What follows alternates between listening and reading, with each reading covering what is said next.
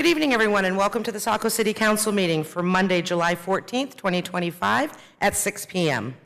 I would like to make recognition of all councilors present this evening, and joining us tonight, sitting in for City Administrator Bahenko, is Director Prescott. Would you please join me for the Pledge of Allegiance? Pledge allegiance to the flag of the United States of America and to the republic for which it stands, one nation, under God, indivisible, with liberty and justice for all. Thank you very much. Okay, moving on to item 4 under general, we do have 2 special guests with us this evening. We have invited in Matt Lewis, who is the Executive Director of the Biddeford-Saco Chamber of Commerce, and John Savage, who is the new Executive Director of the Biddeford-Saco Old Orchard Beach Transit. And I would like to invite Matt Lewis up first to introduce himself to Council and provide us with a little insight of some of his plans.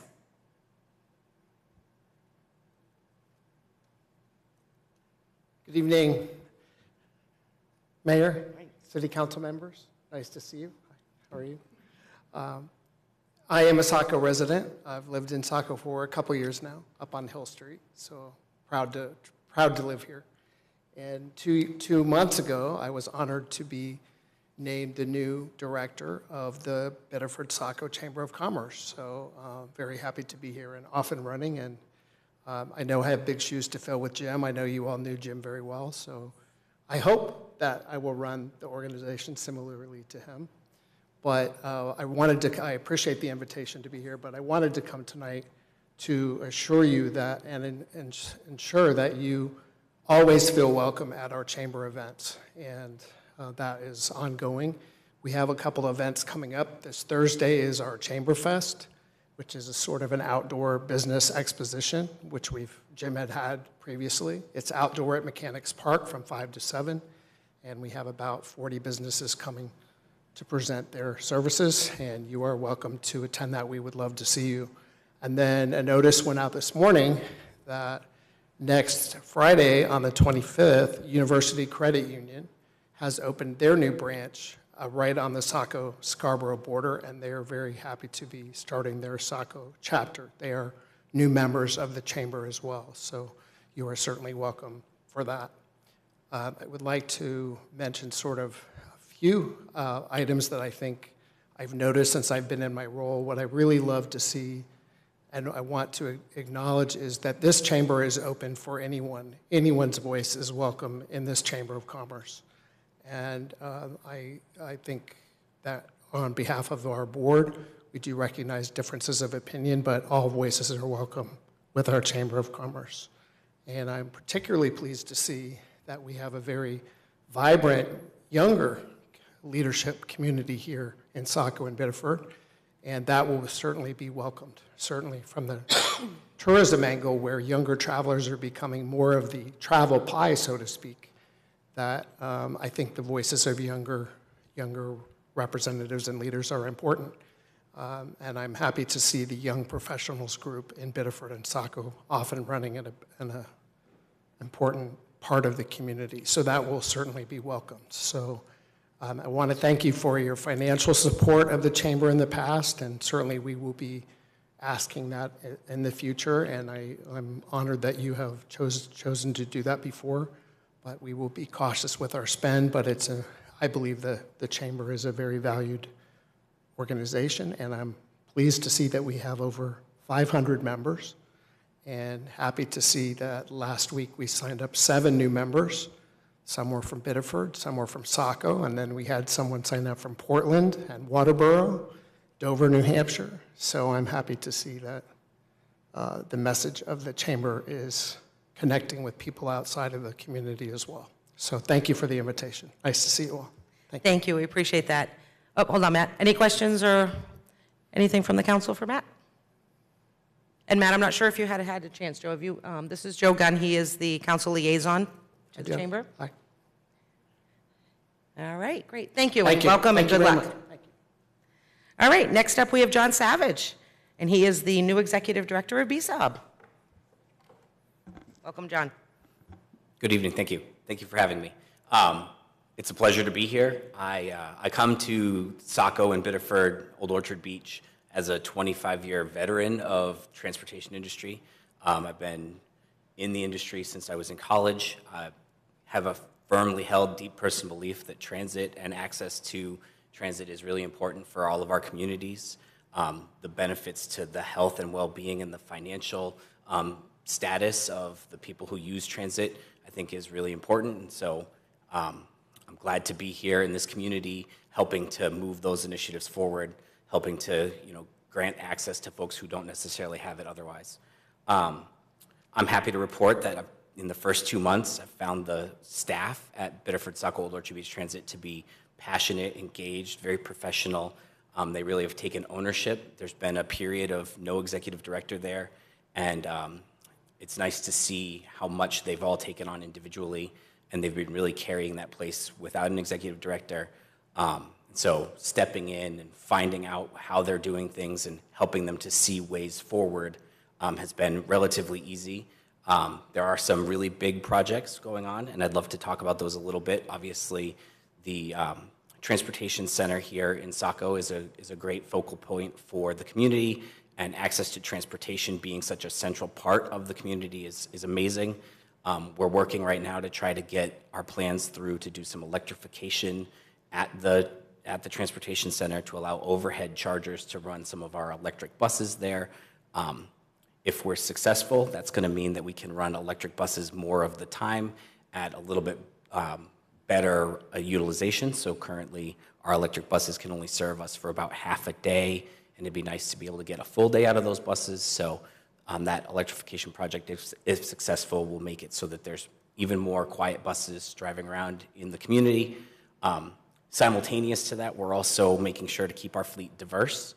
We have a really aged fleet here in Biddeford Saco Old Orchard Beach. Some of the buses are as old as 2008, 2009, which for a bus that's only supposed to live for 15 years is starting to push those numbers. So to keep our fleet diverse, we're also seeking grants for some hybrid electric buses. We actually submitted a grant application just yesterday for 2 additional hybrid electric buses to help augment the fleet and to, again, keep us as environmentally friendly as possible without continuing to put all of our eggs into the electric bus basket. Some other projects that are going on, just to kind of talk about things in general. Our microtransit project started just before I got here, literally 2 days before I got here, and that's going very well. Most of the service area for that microtransit is actually in Saco. So we're seeing a great amount of ridership, especially for folks who are really dependent on transit and didn't have a great way to access transit previously. So those things are going fantastically. I want to assure the council that Biddeford Saco is dedicated to financial stewardship, and we're doing the best we can to make good use of the limited funds that we receive so that we can provide as much access as possible. And moving forward, I think we're really looking to have a customer-focused, rider-focused approach, using as much of those resources as we can to increase frequency, make the buses easier to use for the residents, make getting access to the things that people need to do as easy as possible. So that's really it for me. I think this is a great opportunity to continue to improve access for the community, and I'm glad to be here. Thank you very much. Any questions or comments from the council for John? Councilor Hatch. Thank you, Mayor McPhail. I am the liaison, in case you didn't know, but I think you knew that. I just wanted everybody to know that we had a very extensive national executive search for this position, and I've said this behind his back, so I'm going to say it in front of your face. We had numerous candidates. We had quite an interesting pool. John worked his way through the interviews. He was by far our #1 choice, and I'm just grateful that he said yes when we offered him the job. He at least from my perspective, brings a significant amount of experience, passion, as he's mentioned, and he's got foresight. And I think that transportation needs foresight and planning and strategy. So happy to have you on board. Thank you. Thank you. All right. Welcome. Congratulations to both of you, and we look forward to working with you. Thank you. Okay, now moving on to item number 5, and that is the suspension of the rules. Is there a motion, Counselor Gunn? Thank you, Madam Mayor. I would like the council to consider a suspension of the rules of an order of business for the purposes of entering into an executive session. Thank you. Motion has been made. Is there a second? Second? Second by Counselor Hatch. Any discussion on the item? Okay, roll call vote. Counselor Edwards? Yes. Counselor Parks? Yes. Counselor Gunn? Yes. Counselor Berman? Yes. Counselor Hatch? Yes. Counselor Hewitt? Yes. Counselor Johnston? Yes. Motion to suspend the rules passes 7-0. Moves us to item number 6. Is there a motion to enter executive session? Counselor Hatch? Thank you, Madam Mayor. Be it ordered that the City Council enter into executive session pursuant to MRSA Title I, Chapter 13, Subchapter 1, Section 4056A, Personnel Matters, City Administrator Search. Thank you. Motion has been made. Is there a second? Second. Second by Counselor Edwards. Roll call vote. Counselor Edwards? Yes. Counselor Parks? Yes. Counselor Gunn? Yes. Counselor Berman? Yes. Counselor Hatch? Yes. Counselor Hewitt? Yes. Counselor Johnston? Yes. Motion passes 7-0 to enter into executive session at 6:41, and we will be in the downstairs conference room.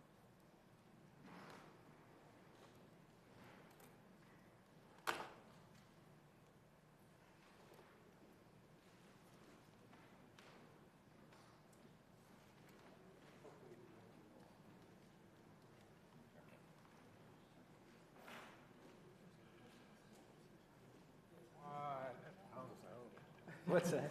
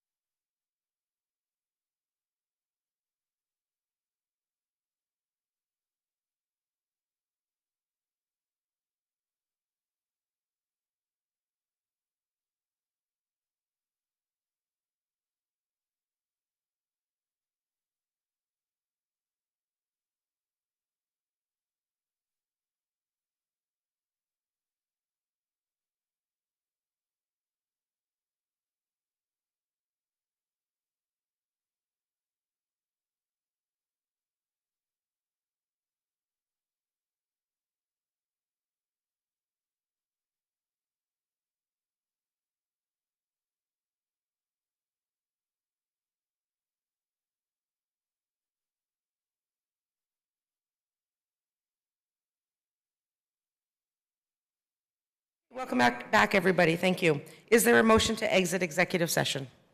So moved? Motion made by Counselor Hatch. Is there a second? Second. Second by Counselor Berman. Thank you.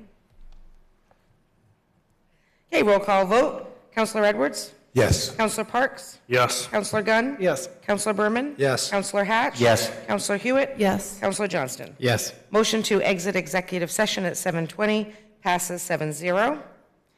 Item number 7, is there a report or a motion? Yes, Madam Mayor. Counselor Johnston?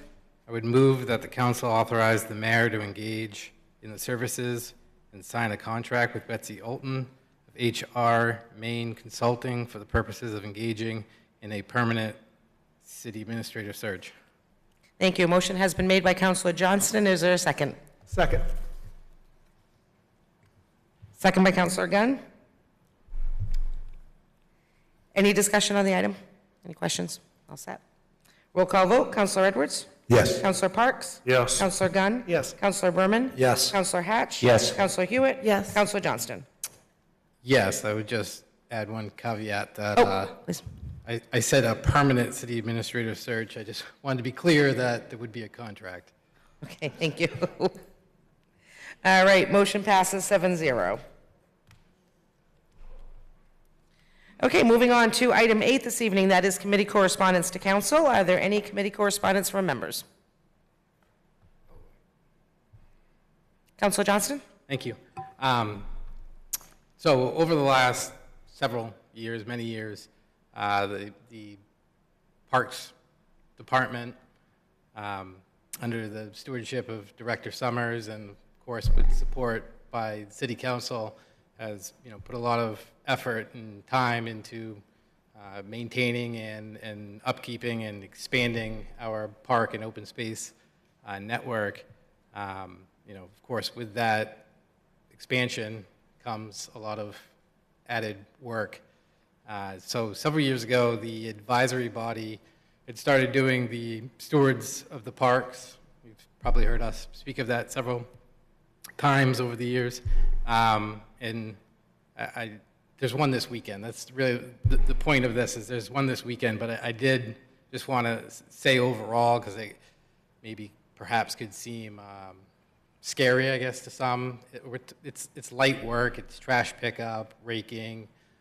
There's been some planting in the past, weeding. It's really just a great opportunity to get out and see the parks. All these stewards of the parks this year are taking place at Diamond Riverside, which is off of Irving Street, at the end of Irving Street in Saco. That's Saturday, July 19th from 9 to 11 a.m. We always have a really small group. I'd like to see it be a bigger group. But I also recognize that there's a lot going on. I try to be at as many as I can. Maybe that's good, maybe that's bad, but I will say that oftentimes people take that opportunity to pick my brain, ask questions about the city in a really low-key environment. So I personally have found that beneficial, I think, to members of the public, but also it's rewarding to myself to have people ask just generalized questions about the city or give ideas. So I just kind of wanted to throw that out there and plug that for this Saturday. Thank you. Great. Thank you very much. Anyone else? Okay, not seeing anyone. Moving on to item 9, that is public comment. If there are any member of the public wishing to speak, please step forward, state your name and address, and you will have 3 minutes to address the council.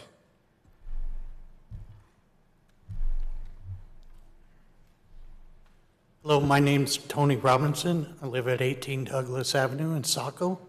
I'm here to speak about Chapter 169 Recreational Vehicle Code. Recently, I'm a resident here, and my sister has decided after 35 years working in the medical field on the West Coast to retire and move back to the state of Maine. She's wanting to buy a house here. And she looked into renting a motel, but that's very expensive this time of year, along with a campground. Yeah, that's also expensive. So I looked into buying a trailer, went to all my neighbors, talked to my neighbors about buying a trailer, letting her temporarily stay in that. All she's doing is sleeping in it. And then about 2 weeks ago, a code enforcement officer, apparently one of my neighbors ended up having an issue with it, even though they said they didn't. The code enforcement officer approached my wife, said that no one could be staying in there, and he gave her the code, and we looked into it, and sure, no one can use it, a trailer on private property. But yet, my sister could stay in my detached garage out back or in a tent in my backyard, but not in a recreational vehicle, camper. A good majority of the population of Saco is in violation of this code. Just in my small neighborhood, I found 9 other residents in violation of this code. No one was addressed about this. One of them even has a deck and a roof built onto it. And I just don't understand the purpose of this. I understand not allowing someone to be homeless or living in a camper permanently. This is a temporary situation. I'm just trying to help my sister out, get her back here to stay in Maine where it's safer. She wants to get a safer neighborhood and wants to purchase a house here in Saco. But there's no exemptions. Your own kids can't even have sleepovers in the trailer the way this code is written up. And I find it sort of ridiculous. I understand some of it and the purpose of it, but I think it goes too far when you can't use it at all except for storage. And that's all I'm here for. Thank you very much. Thank you. Okay, anybody else wishing to speak, please step forward.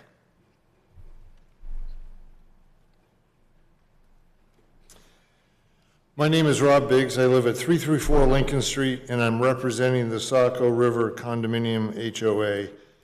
Thanks to Ms. Mayor, City Councilors, and Deputy City Administrator for allowing me to speak here tonight. I'm here to talk about the Saco River Garden Condominium Project, which is a 10-household development, which I now live in on Lincoln Street. The project was completed by Mr. Jackson Brown in 2022, and when I say completed, I say that somewhat in jest. The Saco River condominiums have been approved by the Saco Planning Board in 2004 as a conditional use project, and with conditional use approval comes conditions, hence the name. The first four units were completed by the original developer in 2008, and when Mr. Brown bought the remaining 6 lots and completed the final 6 units, the conditions of approval still existed but were ignored. Stormwater grading plan was ignored, the landscape plan was not done, and the final coat of asphalt on the common road and some of the driveway aprons was not completed. There's been a solution to the stormwater grading that Mr. Brown completed 6 months after he received certificates of occupancy from the city of Saco. At my time of closing in November 22, he indicated that there was going to be a finished layer of asphalt that would be installed in the spring. When discussing stormwater remediation on site, and in subsequent emails, he stated that the contractor that was going to do the asphalt was behind schedule and work would be completed later in the year. Several emails later, indicating that the work was scheduled, he decided he was not going to do the second coat, and it would be up to us for the homeowners to complete. At that point, he stated it was not clearly in the buy agreement, he would not do it. My point is that as a non-sophisticated buyers of real estate, along with earlier communications from Mr. Brown, it would be reasonable expectations that one of the other 3 condos was received a final asphalt coat, but we had not received ours. We're struggling now to understand how the city could issue certificates of occupancy when the project was not completed. A project of this size, per city Saco Planning Department standard practice, would have had a project closeout review.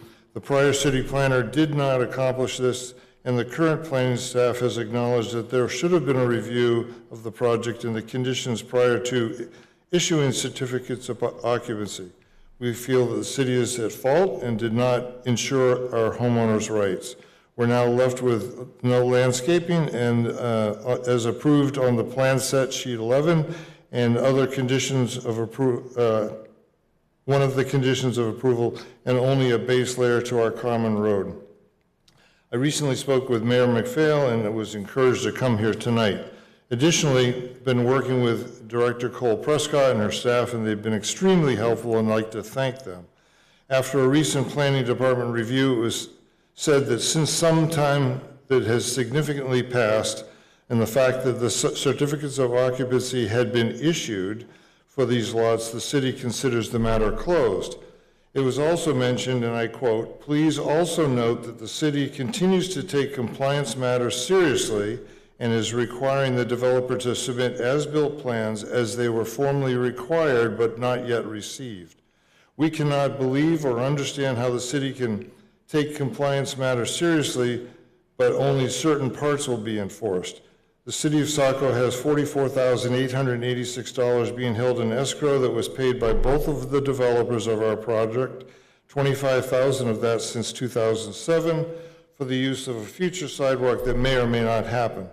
Just letting you know, you're coming up on a minute, Rob. Okay. Over. I've got 2 sentences left. Since the city did not retain any money in escrow for our development as normally would be until it was completed, which is standard practice, the project never had a final review and the conditions for completion. Our position is that this governing body should reallocate those funds paid by our developers to the city, assist the the Saco River Condominium HOA to complete the project to appropriate standards. I'd like to request a face-to-face meeting with the appropriate city staff and elected officials to bring this issue to an appropriate solution. Thank you. Thank you. Okay, anyone else wishing to speak, please step forward. Hi, my name's Steve Corey. I live on the Ross Road. For several years now, I'm going to say 4, 5, 6 years, I've been trying to get the sidewalk on the Ross Road plowed.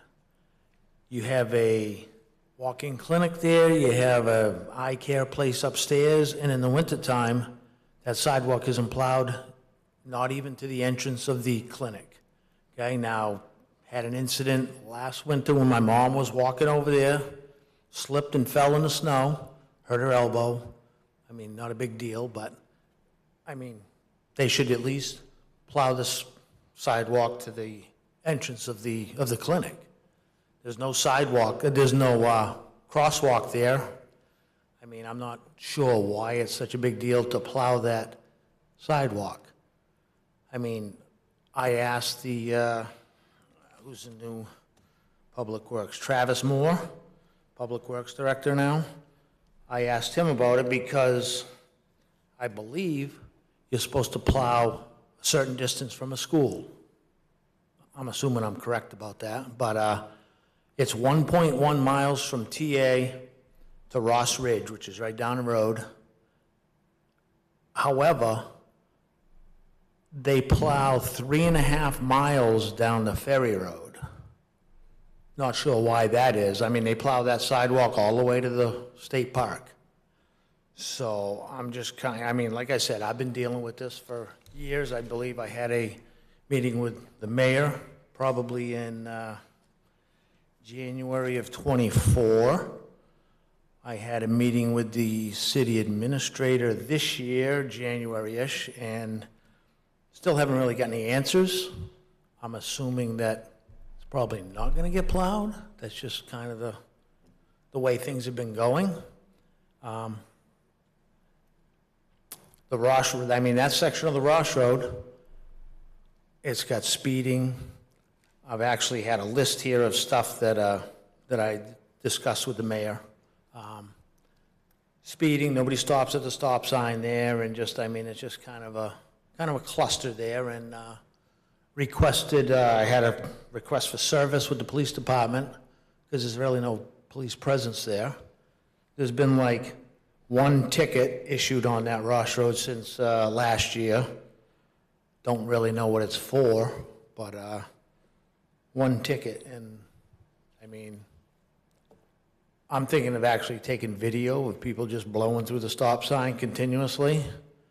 I do have pictures of the snow piles there at the end of that little turnoff off Route 1 there, if anybody cares to see them. But basically, my main objective is to get the sidewalk plowed. Thank you for your time. Great, thank you.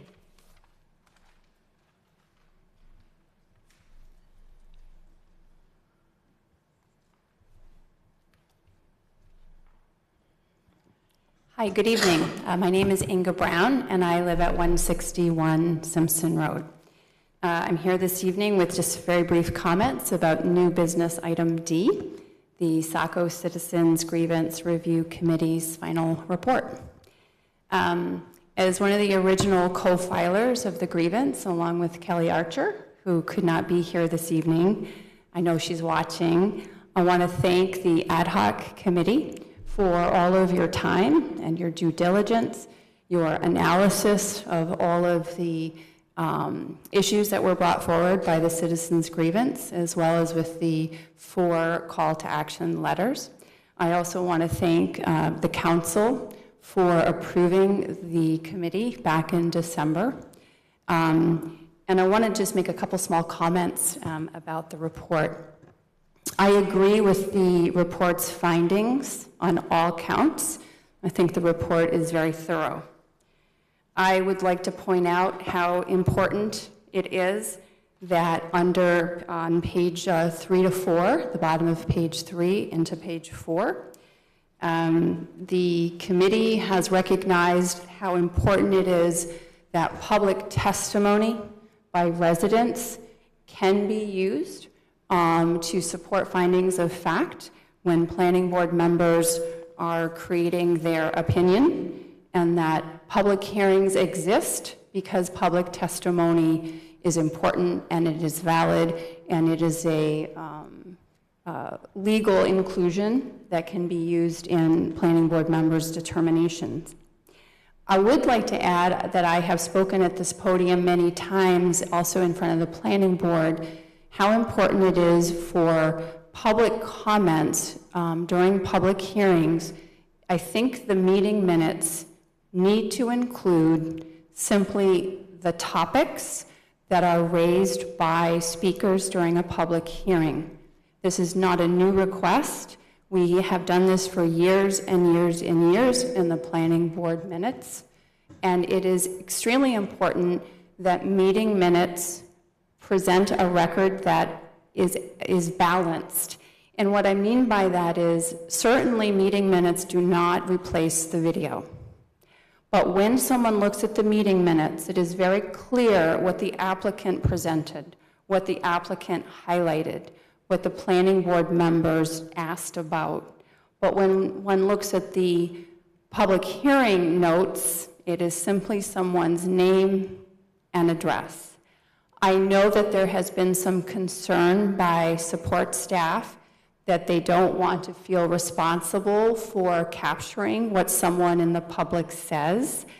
But as someone who often goes back and looks at public hearing testimony, I can tell you it is extremely straightforward simply to capture the topics that someone brought up, whether it be traffic, environment, noise, whether they spoke in favor, whether they had concerns.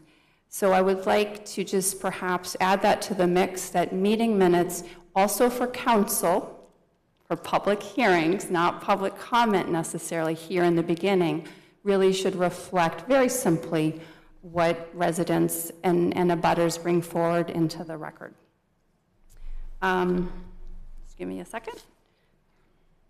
You are coming up on a minute over. Yeah, it's good timing. Yeah.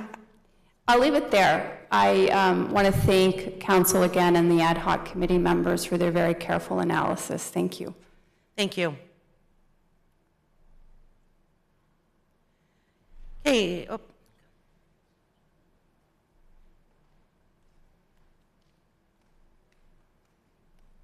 Hello. Chelsea Hill, 108 Bradley Street. I just wanted to communicate that the efforts the city is putting into traffic calming in some parts of the city do not go unnoticed. The delineators that are in many places around the city are wonderful. They're making it less stressful to drive because you don't have to worry about, especially on North Street, like cars passing you on the right into those lanes, making it easier to make left turns onto North Street when you're coming like out of Spring or you're coming off Franklin. I want to highlight that there was a huge traffic impact study that was done as a part of Lincoln Village, the project that failed. And we still know, though, that like the Spring Street and North intersection and the Franklin and North, as well as, I believe, Maple and Bradley are failing level of service for vehicles. We don't know if they're failing for pedestrians or cyclists because that wasn't measured, but I think that there's still some work to do if we can find a way to siphon off the outcomes of those traffic impact studies and then use those as areas to improve in the city, whether a project is executed or not. But the work that is in the pilot project on Route 1 is great. I think it totally slows down traffic and it makes me feel safer when I'm driving, and it also makes me feel less worried about the kids that cross to go to all the stores or Starbucks across the street from TA. Just one thing to think about as that project moves forward is when you're a cyclist on North Street, the demonstration isn't super considerate of cyclists right now. So where the delineators are sticking up from the lines on the concrete, there's not enough room to go outside of the delineators. You would be in the granite curb, or you're going into traffic, so then your only choice is to either go into traffic or get up on the sidewalk, and then we know the pedestrian versus bicycle on the sidewalk conversation is ongoing. So maybe just consider, one thing that has been discussed is the idea that becomes a road diet where there's 2 lanes, one in each direction, and then a center turn lane. And that while the traffic volumes may be too high right now, it could be something that if you modeled it once the new interchange is online, maybe the traffic will decrease enough that you could look at that with your traffic engineer. Whoever is executing that pilot project right now may have a solution. Thank you. Thank you. Anyone else wishing to speak? Okay, not seeing anyone seeking recognition. Moving on to item 10, that is the approval of the minutes, and that is for June 2nd, 2025. Is there a motion? So moved. Second. Motion made by Councilor Berman, second by Councilor Hatch. Any discussion on the minutes? Okay, roll call vote. Councilor Edwards? Yes. Councilor Parks? Yes. Councilor Gunn? Yes. Councilor Berman? Yes. Councilor Hatch? Yes. Councilor Hewitt? Yes. And Councilor Johnston? Yes. Motion passes 7-0. Okay, moving on to item 11, that is the consent items, and there is one item this evening, that is the annual report filing extension. Is there a motion? So moved. Okay, motion made by Councilor Gunn. Is there a second? Second. Second by Councilor Berman. Any discussion or comment on the item? Councilor Johnston? Thank you. I would assume it's safe to assume that we're going to have a presentation on the annual audit from last year before we accept this annual report. Director Preston? So one of the reasons why this report extension is being asked for is for the audit results timing. Yeah, So good point, thank you. I assume that. Yeah, that's fine. 45 days, hopefully we have an audit in between then and now. If not, I guess we'll be extending it again. Thank you. Thank you. Anyone else? Okay, roll call vote. Councilor Edwards? Yes. Councilor Parks? Yes. Councilor Gunn? Yes. Councilor Berman? Yes. Councilor Hatch? Yes. Councilor Hewitt? Yes. Councilor Johnston? Yes. Motion passes 7-0. Okay, moving on to item 12, that is the action items this evening. Item A is the first reading, the appropriation for purchase of radios from the ambulance fund. That is Councilor Edwards. Thank you, Mayor. The fire department is requesting to upgrade its radio communication system from very high frequency, 300 megahertz VHF to 800 megahertz to ensure seamless interoperability with neighboring fire department and emergency services that have already adopted the 800 megahertz system. Justification, specifications, and cost are outlined in the attached memo dated June 24th, 2025 from Chief Hamill. I would like to put forward an amendment for an appropriation of $89,132.69 in the Ambulance Special Revenue Fund account number 200-105-500-0000000 to purchase the requested equipment. This purchase complies with the intent of the Saco City Code Section 60-5 Ambulance Fund. This purchase would be funded from the Ambulance Special Revenue Fund committed fund balance. I move to approve the first reading and to schedule the final reading for August 4th, 2025. Thank you. Motion has been made by Councilor Edwards. Is there a second? Second. Second by Councilor Johnston. Any discussion or comment on the item? Councilor Johnston? Thank you. I don't have any questions on the radios. I figure if we're being told they're needed, I assume that, someone more qualified on tech than I am needs it. So fine with that. The question I have, though, is in regards to the purchasing acquisition process. In the documents, it shows that the vendors have already been chosen.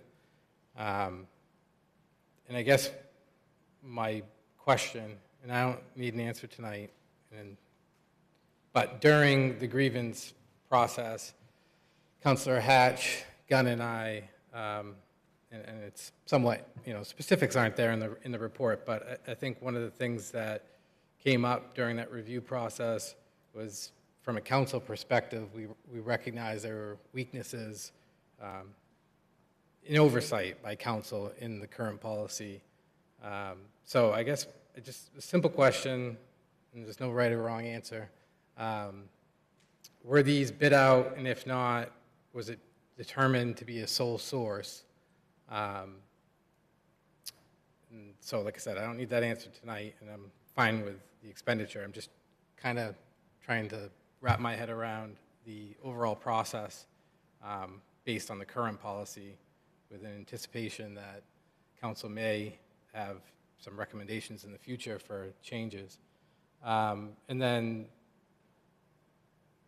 not directly related, but since we're talking fire department, I will take this opportunity to also ask, at earliest convenience, could the fire chief provide council just with an update to where we are with staffing levels and just the overall status of the fire department?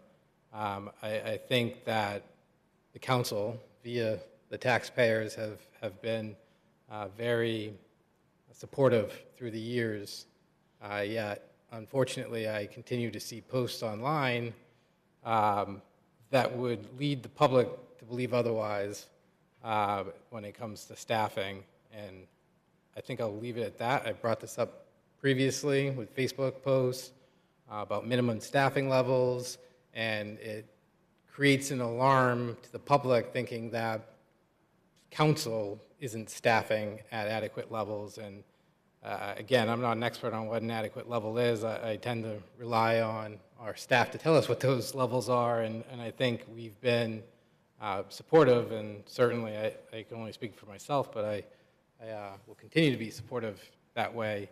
But I think I need to have an understanding of where we're at. When I hear we're at minimum levels, I know as a counselor there's probably other reasons for that. But when posts go out there to the public and they see, oh, why isn't council supporting you? Again, from my perspective, it's kind of a slap in the face. But like I said, I'll leave it at that. Madam Mayor, the Fire Chief Hamill is here. He may be able to address some of these questions. It's up to him. Are you okay with that, Councilor Johnson? I'm not trying to put him on the spot. Nope. But specifically the radio purchase of the... The radio purchase, yeah. Yep. Sure. Sure. Good So evening. the radio purchase actually is something I believe started in fiscal year '24. We were replacing 10 portable radios a year, and that was the brand that they were using, the Kenwood. So I could look to see if it was a sole source or how they did it. They did 10 radios in fiscal year 24, 10 radios in fiscal year 25. The funding for the continuation of the upgrade didn't make it through for fiscal year 26. So we used the ambulance revenue to support at least getting the ambulances staffed with the portables and the mobile radios. And the plan is that we use some grant money in fiscal year 25 to pick up a few more, and we're going to keep searching for alternative funding through grants to keep the upgrade, because they're very expensive for the portables and the mobile radios. It's a pretty expensive upgrade. It's really, it's the mutual aid communities that have gone to this 800 series radio, the tri-band radios. So we're all just trying to get caught up with this upgrade. Does that answer the question for the radio piece? That's as far as staffing, we have 2 more employees starting on next Monday. That'll be for the 2 that just retired. Then we're full. We have 2 new employees that'll start in January 1st, and that got put into the fiscal year 26 budget. And we'll have 4 shifts. We'll have 2 shifts at 11 and 2 shifts at 10. Okay, you just answered that for me. All right, no, I'm good, and I'm certainly not looking to get into a snowball fight or whatever. It's just, I think there's a lack of communication at some levels at the fire department when it comes out through their union page that we're at minimum 8, I believe it is, staffing levels. Yeah. Like that's intentional. And I know that there's other reasons for someone not being there. I'm just trying to hopefully create a better relationship, because, again, when I get a comment from someone in the public and it's like, I said this to Chief Duras several years back, well, why the hell aren't you guys staffing them at the level that's needed? It's like, we're trying, but, Right. people are out sometimes. People are on vacation. Yeah, and really, I mean, the simplest answer was we staffed to a minimum of 8.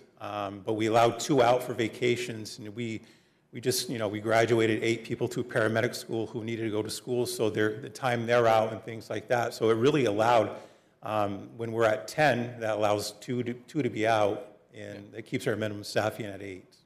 All right, well, thank you. And I was trying to get across is that council and the chiefs and current chief and past chief has been trying to get us at the levels that you believe is adequate.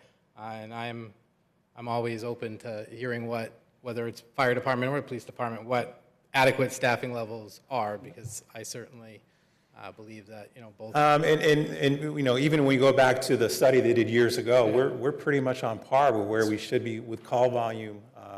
So, I mean, we'll continue. We'll put 2 new positions on this year. That'll get us at 4 shifts at 11, and we'll likely ask for some more next year and next fiscal year and just kind of grow it that way. All right, thank you. Great. Thank you for the update. We do appreciate that. Okay, anyone else? Okay, roll call vote. Counselor Edwards? Yes. Counselor Parks? Yes. Counselor Gunn? Yes. Counselor Berman? Yes. Counselor Hatch? Yes. Counselor Hewitt? Yes. Counselor Johnston? Yes. Motion passes 7-0. Okay, that now takes us to item 13, and that is new business. And the first item on tonight, we do have item A, and that is the creation of the Pepper Park Ad Hoc Redesign Committee. And we have Director Summer with us tonight.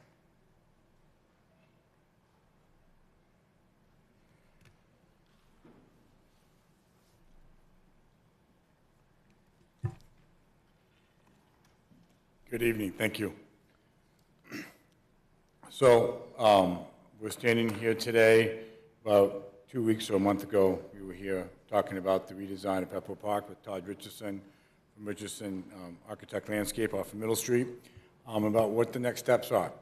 And so the hope is, I presented to council, I asked 4 questions. One, is this something that council is interested in moving forward with? And if so, to create a committee that will allow us to put a design together that we would feel that we can present to council at some point, probably in the next 16 or 18 months. And then the third question is how we're going to pay for it. Are we going to bond it, or you're going to tell me to go find the money? But really, so right now, we're asking the first 2 questions. Is this something that council wants to move forward with? And if so, we would like to add a committee That would be called the Pepper Park Ad Hoc Redesign Committee.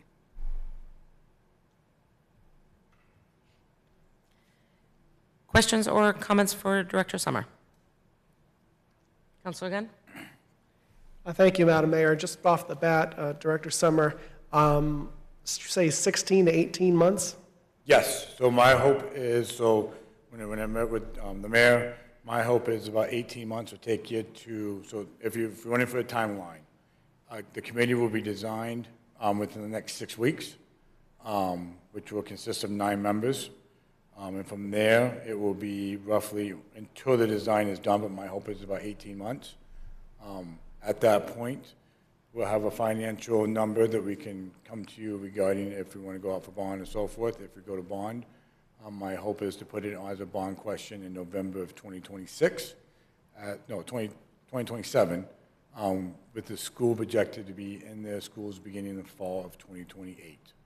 So we want to be just behind, or just ahead of the schools going into their building, so you can come out right after the school's done and then begin to create the design park. So is the, follow-up, thank you, is the timing more about getting it, like you said, into public's consciousness at a certain point, though? Because, I mean, I'm just sitting here, and we're talking about a park, and it seems like a little long, 16, 18 months for a park. I mean, considering that you're asking for input from the public for a park, which, all things being fair, a park's rather organic, though, the idea that, you know, it doesn't have to be perfect. I mean, all things being fair, what you presented to us about a month ago, I mean, as a concept is tremendous. Yep. So I'm seeing that essentially as a starting point that you already have, that you certainly already put the effort into. I don't see why it wouldn't take more than a year to have a group of citizens sort of come up with their own concepts, similar to what we did like with the water resource. Certainly, you know, not needing to be as technical as what we did down there. Yep. But for that reason, not necessarily necessitating, try to say that 10 times fast, 16, 18 months as opposed to something like a year. So by going 18 months, it gives you time. It doesn't put you into the hole. You're trying to pigeon this into a quick, rapid decision-making. So it could take very much a year or somewhere in that neck of the woods. But at the end of the day, the committee will be evolved. The committee will be set up for as long as it takes to create a design that we feel that we can be behind as a committee, but also have the council approve so we can step forward. So you're looking at 12 to 18 months with the idea that a concept could be presented to council. Now, I don't want to say 12 months and then be 14 or 16 or 17 months, so it's easier to say 18 months, and if I'm early, then it presents us in a better conversation. So thank you. Are you saying that it is conceivable that it could take less than? Yes. And that the way we would design this right here, it's like we're forcing your mandate to be 18 months. Correct. If you get it, okay, because Yes. that sounds a little bit more, yeah. It's just, it gives you a length of time to Yeah. meet the needs, or meet the project versus being late. I much rather give myself too much time and then give myself too little time, and then I will scramble when we're making decisions because we're coming up on the time.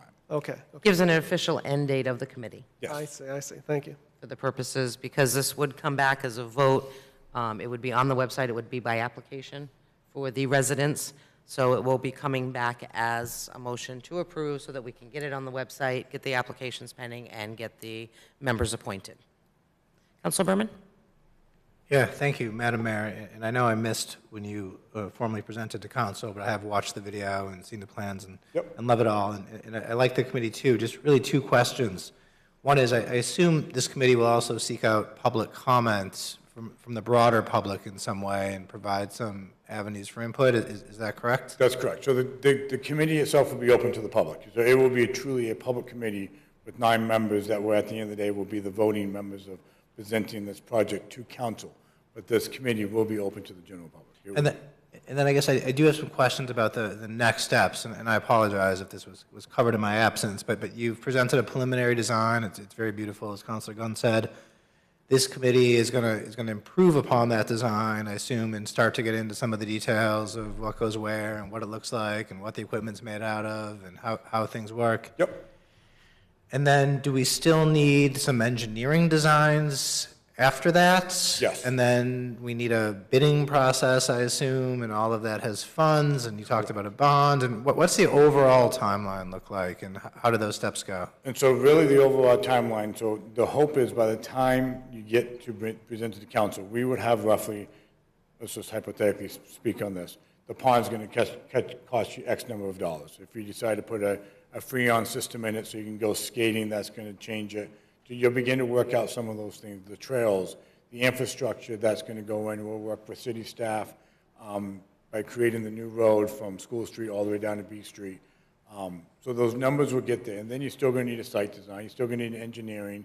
You're still going to need some of those, which gives you time, you know, again, to have a rough set of numbers. And then you have to go, once it's approved, once the council says, yes, we're moving forward and it's approved, this is kind of what we're looking at, how are we going to pay for it? That's where you create the RFP. So it would be the RFP to get pretty much a 50% design and then a 100% design of the park. And then you create, so you're working with your engineering firms on that, and then you'll create, from there, you'll create the RFP for the actual construction of the park. Yeah, that's great. So still, you know, this is a generational project and a generational opportunity, but it sounds like it also may be a generational timeline in order to go from now until kids are playing in the park. It will be, so ideally, it's going to take, before the school leaves, you're hoping to have most of it done, besides the RFPs. And so you have the engineering work done, but the RFP for the actual construction will be roughly the same time that schools will be vacating the property. Okay. And then you're probably looking at, if I had to put money on it, you're probably looking at 18 months of a build-out, from anywhere between 12 months to 18 months of a build-out once the park is vacant from the school. Appreciate it. Thank you. Thank you. Councilor Hewitt? I definitely support this proposal, and I think it shows a lot of vision, and it's a great idea for the city.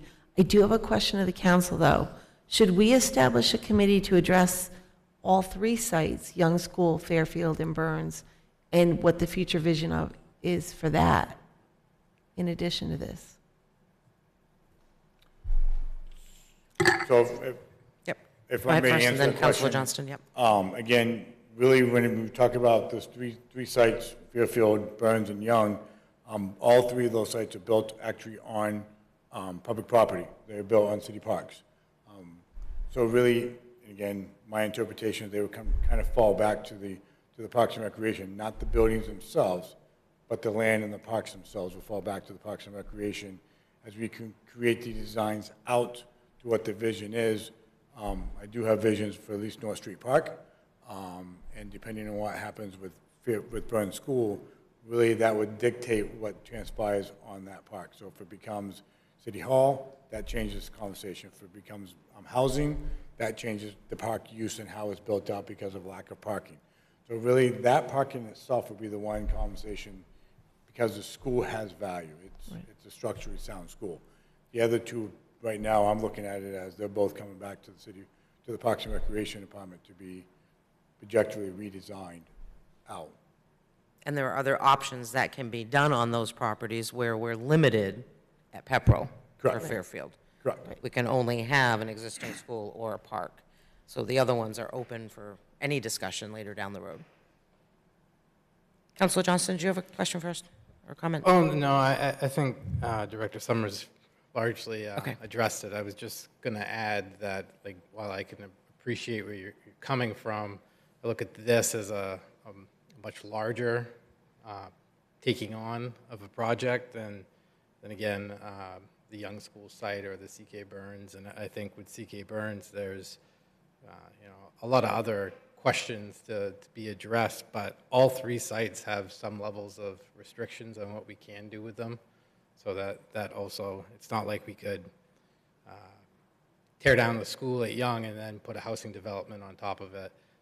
So it's limited that, but I have heard from my constituents on North Street as soon as the last meeting we had hit the press, like, well, what about Young School? And I had spoken with Director Summers, and there is a plan. It's, again, not nearly as robust as the Fairfield site, but the site, in my opinion, will certainly get repurposed in a way that I think will all benefit.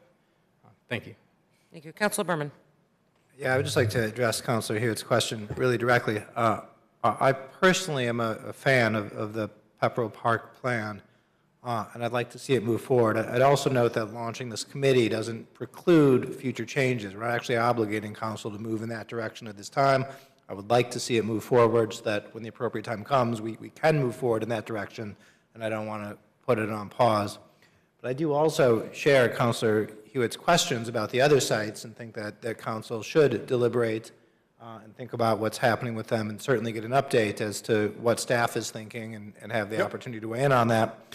And so I would appreciate a workshop, maybe at the appropriate time, to learn what the status of those lands are, what staff are currently thinking, and the opportunity to weigh in and start providing some direction on that as the school project moves forward. And indeed, that's what I've been communicating to my constituents, is that as the time moves forward, the city will deliberate on this, and the process will be public, and the public will have a chance to weigh in, and I'd certainly like to see that launched. So I don't think this committee should depend upon that meeting. I think we should move forward with the redesign of Pepperell Park, but also I would like to discuss the other sites and bring that to council for a workshop and a discussion.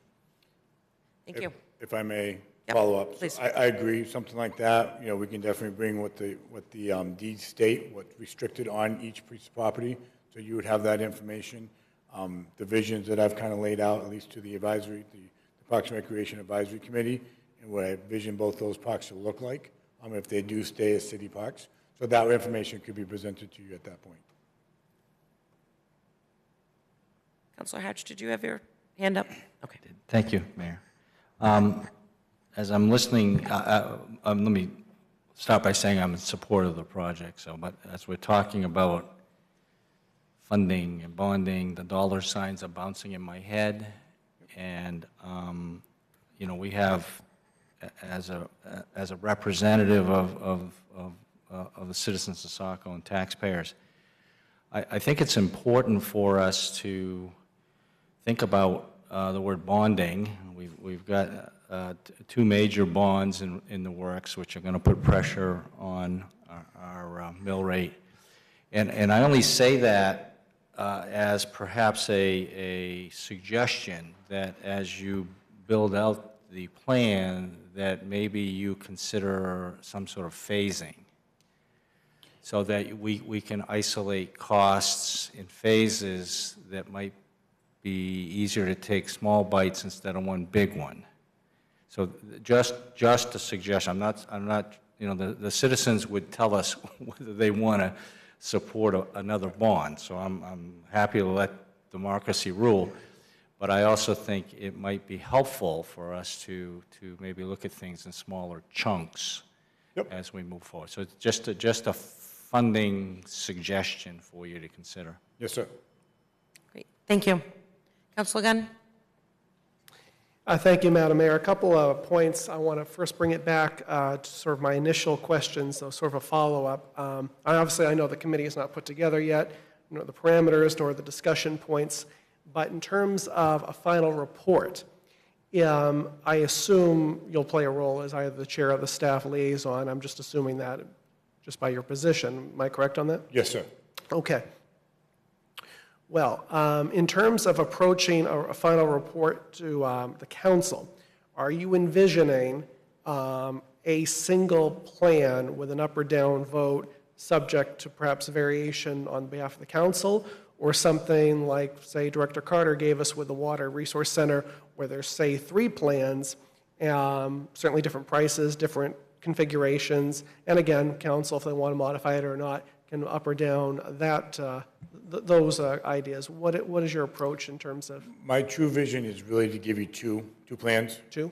Ideally, they're not going to vary a whole lot. It really be what you put into it. Do you have an amphitheater in one versus a non-amphitheater in two? In the other one, do you have the pond, and the pond that has Freon in it that you can make it into a skating rink?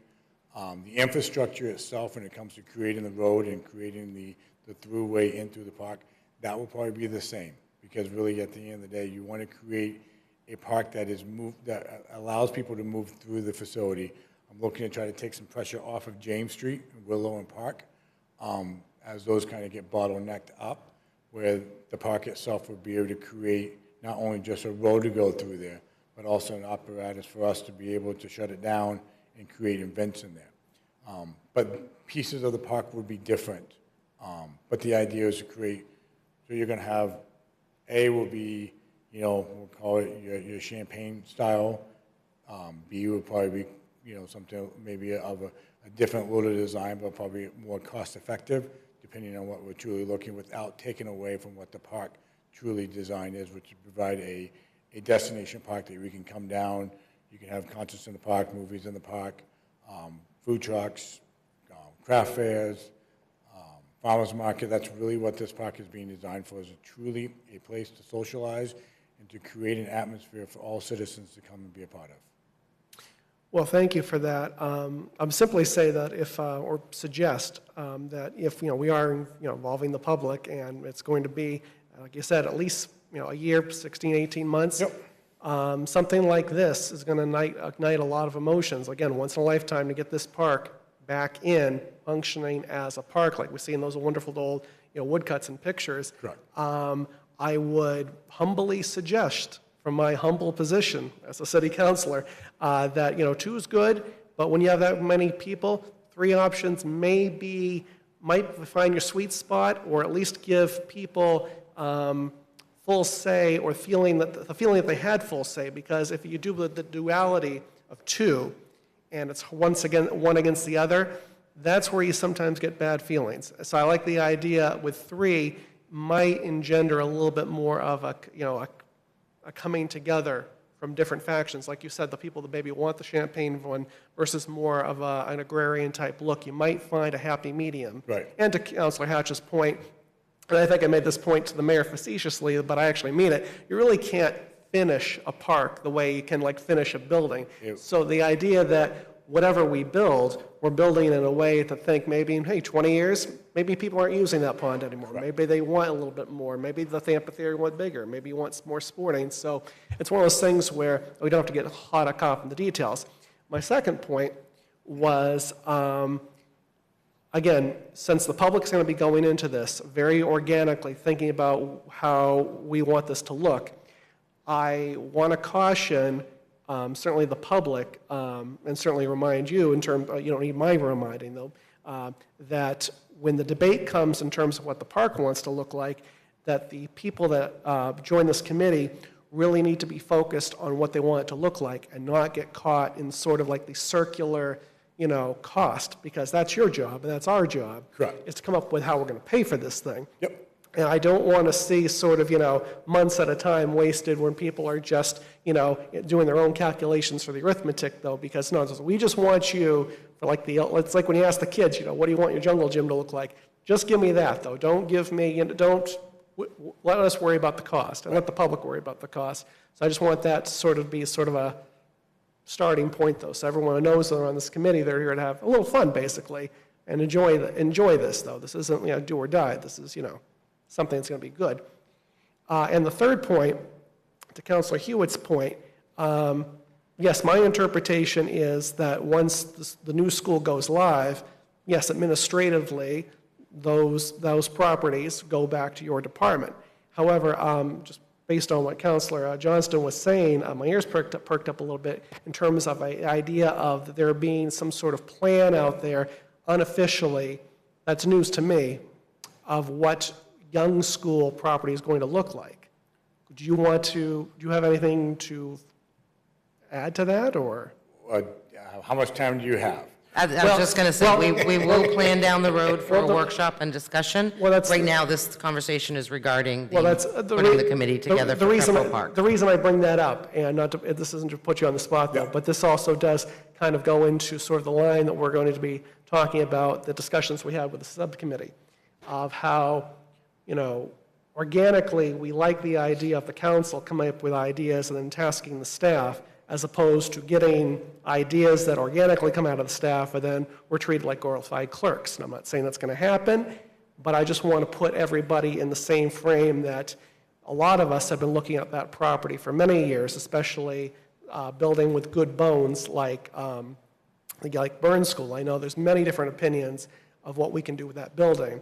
So I just don't want anyone on the staff side to get under the impression that the decisions have already been made and they're just going to pass it off to us. We have a lot of real estate to work with here, and a serious discussion has to happen here first before we task the staff with coming up with the best use of it. And that is the proper way of doing this, and one that I will continue to push for. So with Pepperell Park, it would be very much a passive park. In general, that's what you're kind of being there for. Yeah. With Young School and North Street Park, it's going to be very much a recreational park. Again, when you look at it like that, visionary, and this is kind of just in my thoughts, again, we talked about through advisory board, my goal is to create a skate park there, to put pickleball courts there, to bring back the basketball court that has the, where the modular sits, walking trails throughout it. Now, that park gives you some options, being located right across from the fire station. So again, when you're looking at a skate park, what better to have a skate park than pretty much 15 feet away from the fire department. So that is visuals, what I've kind of thought, that being centrally located in town. Pepperell Park is the park that, obviously, right now is the park that the Parks and Recreation Department and the advisory board is really focusing on attention on. But when I came back to the city of Saco, I laid out a 25-year plan to every park, including the community center, how we're going to build it out. I'm certainly interested in seeing that plan if we do have a workshop, because like I said, if they're just out there and we don't see them, but then you present them to us, it feels sort of like we're being asked to endorse what you're asking us, as opposed to how the way it should be going, which is us organically coming up with ideas, though, because everything you've said sounds wonderful, but like I said, the use for that real estate is something that we need to discuss, because as great as skate parks and stuff like that say, I mean, what we're going to use for the full use of that property, that's up to us. Correct. Thank you, Madam Mayor. You're welcome. Director Prescott? Madam Mayor, if I may, we can certainly bring this back and at another meeting to finalize the committee. And all of these comments are really good comments, and we'll make sure to bring back another item on the agenda relative to the discussion of other properties. I'll work with city administration on that. Thank you very much. Anyone else? Councilor Johnston? Yeah, I just wanted to clarify, if I use the word plan, that's on me. What occurred was that at the last advisory board meeting, I asked Director Summers, what about Young? Because I was receiving comments from people that live in the area, and I guess what I should have used is he has a vision for it, not necessarily a plan, and the idea would it be maintaining I mean, we already have however many recreational courts there and whatnot, so the idea with being that, it would maintain or be kept as a recreational opportunity for community. But like you said, Councilor Gunn, and you and I have had many conversations about this topic. Obviously, those things would be coming back to council. So just to clarify. Thank you. Thank you very much. Anyone else? All right. Thank you very much. Thank you. Okay, so as we stated, this will come back to council to approve the actual committee so that we can get it posted and applications presented in. Okay, next up, item B is a presentation of the Downtown Gateway Concept Plan update, and that is Director Moore.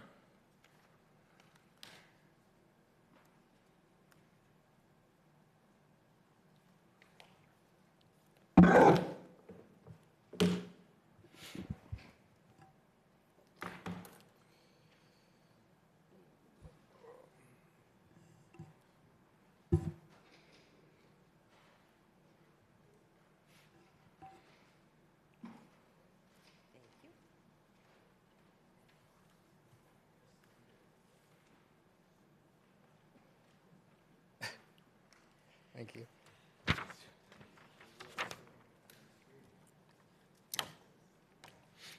Good evening, Council, Mayor, Deputy City Administrator. Thank you for having me tonight to present an update of the Gateway project. So I'm just going to hit on a few topics and looking for your feedback when I'm done. Just going to go over a project overview, talk about the signal project, where we're at with that, talk about a demonstration and striping plan, go over the project funding, as well as the further project schedule. So first off, for our project overview, as I'm sure you're all aware, this starts at the Biddeford-Saco town line, extends in the northerly direction about 1,000 feet, just up past the entrance to the train station. This gateway project will include the full signalization of the Isles Ave and the mill building, right opposite of the run-of-the-mill. And it's going to create a center left turn lane in both directions. It's going to have 2 straight through right turn lanes. It's going to have bike lanes in each direction, center median islands. We're going to have some landscaping, and we're going to be addressing the sidewalk and lighting improvements. For the signal project, all the site civil work has been completed. The contractor is awaiting the delivery of the poles, the mast arms, cameras, and the traffic signal equipment and cabinets. This equipment is scheduled to begin arriving next month. So this is the demonstration and striping plan that you all have in front of you now. What we were planning to do if you were driving from Saco going into Biddeford, right now there's a right turn lane and there's a straight through lane to go, turn into like the run-of-the-mill. That we are turning into a dedicated straight right turn lane. DOT approved that change for us. And then coming into the new signal, there'll be a dedicated left turn pocket. And then if you are traveling north from Biddeford, same thing. When you come up to the new signal, there'll be a dedicated left turn pocket. There'll be a straight right turn lane. And then as you get up further from the new signal into the other mill building, there'll be a dedicated left turn lane, and then there'll be a straight through lane. And same thing when you get up to the train station, there'll be a dedicated left turn lane and a straight through lane. So you'll have essentially 3 lanes, section of roadway with 2 5-foot bike lanes and a esplanade and a 6-foot sidewalk on the train station side. And in the middle, the green that you see there, that's what we're planning to do is just take this striping plan, use just paint on the road. We're looking to, put a thin sheet of pavement across the whole thing, restripe the new lanes, restripe the islands with paint, and that'll give us a while to evaluate that, see how it goes without putting, costly islands and things like that, and until we really know how traffic's gonna cooperate. So for the project funding, the estimated project total is $2.17 million. So in fiscal year 25, we were allocated $200,000. The developer contributed $549,000. We were successful in getting a urban partnership initiative through PACS for $371,000. And for fiscal year 26, we were appropriated $750,000. So to date, we have $1.87 million. So we are definitely, where we'll be, paying for the signal project. We're going to have some funds there in surplus. So looking at the project schedule, the signal project's anticipated to be completed in December of this year. So what we are looking at, paving contractor availability, looks like late July, early August. We were looking to pave that, put that demonstration and striping plan down, and then this fall, we would be engaging a survey firm to go out there and pick up some existing conditions of everything, and then that'll give us plenty of time to start the design process, as well as, actually, let me back up one. So in July, we're going to be talking to the traffic safety about the same demonstration striping plan. Going to be talking to BPAC this month. And then we will take that feedback once we get that survey, engage an engineering firm, and start the design work. My plan will be to come back, this time next year to kind of give an update of where we're at, as well as get some public comment along the way, some feedback to see how the demonstration striping plan's working. We can always add some delineators during this time of year. Obviously, they need to be taken down for the winter, but it'll definitely give us a chance to see how that road functions in that new configuration, and that'll lead to construction beginning the summer of '26, possibly maybe some work like lighting, sidewalk in the fall, and then really the spring, summer of '27 will be when the real, the remaining work in the roadway will take place. Great, thank you very much. Councilor Berman. Yeah, thank you, Director Moore. Really excited and great project. I guess I have some comments and then two questions.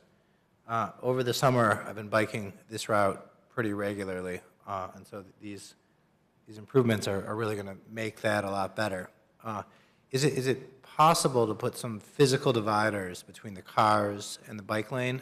The number of cars that very purposefully move over to the edge to ensure that I can't bike past is pretty impressive, as are the names that I'm called as I attempt to do that.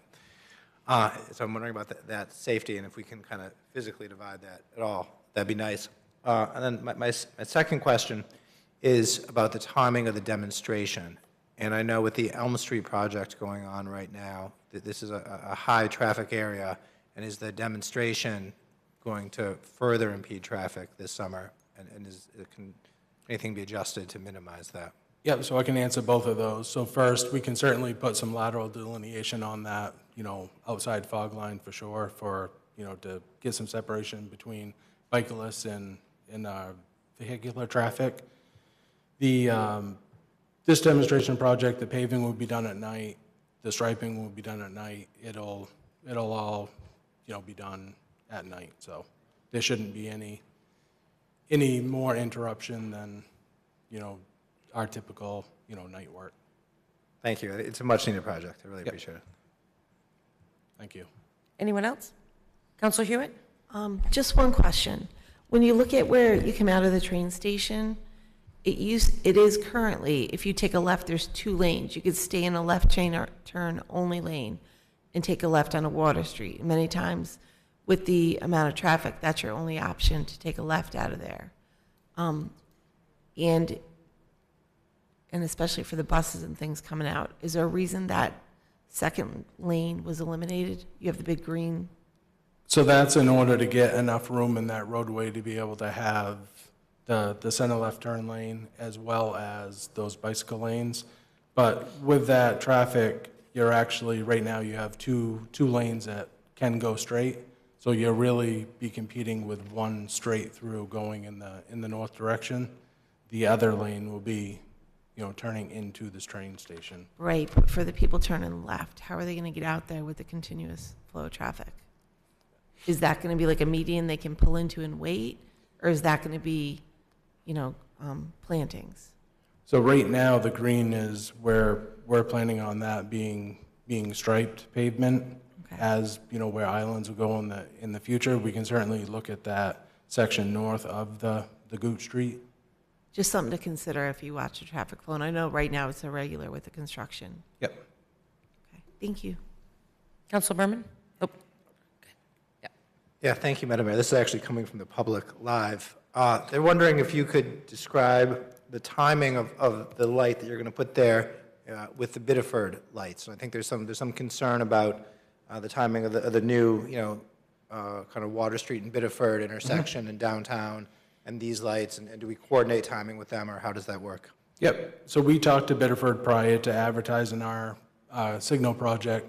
So we'll have they'll have a repeater on their signal at Hill Street, and those will communicate. And we've been in communication with their traffic contractor. Our signal folks have been in communication, as well as the contractor that's doing the install. So those will all be coordinated, as well as the one up at Water Street. Yep. Councilor Johnston? Thank you. I appreciate the update. Certainly not criticizing the plan. I think what's presented is much needed and certainly far better than what we're currently dealing with. So I guess my comments are really directed towards council. You know, I think it was back in March of 2024 when I advocated for the sidewalk to extend from the new development up to Main Street. So I'd be remiss if I wasn't still advocating for that. I understand there's costs associated with that, but I understand why, you know, we've added the signalized crosswalk or the crosswalk act signalized light. You know, that makes sense, obviously, but I'm hard pressed to believe that the residents that will be living in that development are going to frequently use that crosswalk to get them up to the businesses that I'm hoping to bring them to along Main Street. I think anybody that's walked the downtown in Saco on the regular at a busy intersection will recognize it's kind of like high stakes gambling, right? Like, it might have a crosswalk, it might have a signal, but you still feel as though you got to run. And certainly when I was younger, and still young, but you know, I've got some ailments. I can imagine what it's like for somebody 50 plus when they got 10 seconds to run across those crosswalks. So, like I said, I look at that development and looking at the price point in those, we're talking about individuals that are high income earners, and I really would like to get them up to Pepperell Square to leave some of that money at our downtown businesses. And I think overall, if we're looking at interconnectedness, the best way to do things is the easiest way for that pedestrian. I think it's kind of short-sighted not to look at the long game. I understand currently there's not a crosswalk or a street or crosswalk sidewalk on the bridge from Biddeford entering into Saco on the right-hand side, but we can't predict the future of what a bridge will have in 20 years from now. I watch people walk that all the time. They come from Mechanics Park because in fact, 3 of us crossed at that intersection at one of the parades, and I was kind of scared. It was kind of like, wow, this is not an easy place to cross.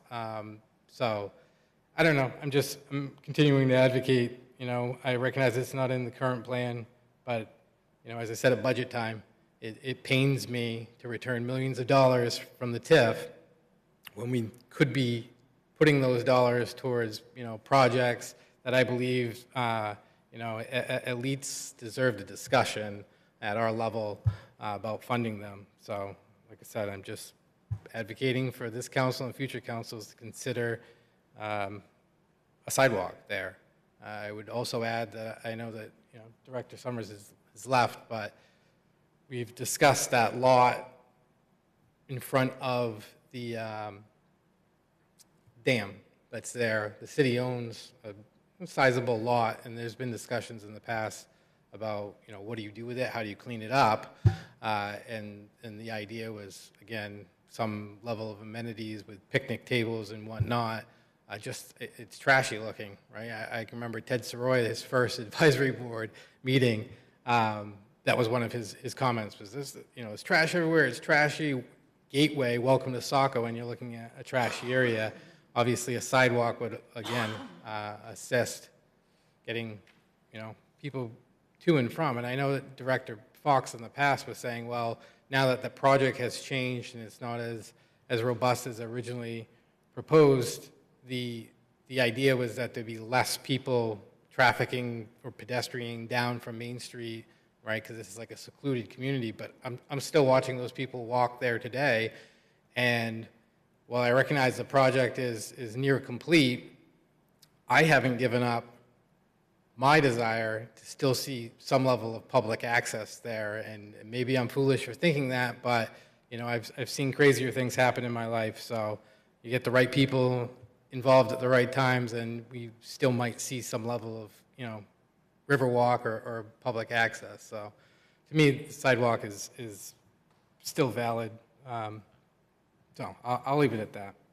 Thank you. Yes, Director Moore? So just to kind of answer some of that, so we'll be doing a full right-of-way existing condition survey. So down the road, if that's something that the council wants to, look into, we'll certainly get that collected during this round. And Madam Mayor? Yes. We are asking from the planning board side for easement along the substation land as well, so that we can be prepared for something like that. Councilor Hatch? Thank you, Mayor. After the last time we saw this plan, I had a very long conversation with Councilor Johnston, who I think convinced me that we should make every effort possible to put that sidewalk in where we currently indicate as landscape area to connect up to Main Street. So could I ask you to flip to the page where you had the funding sources, please? Thank you. So I'm assuming that the $549,000 developer contribution is coming from the condominium project. Is that correct? Correct.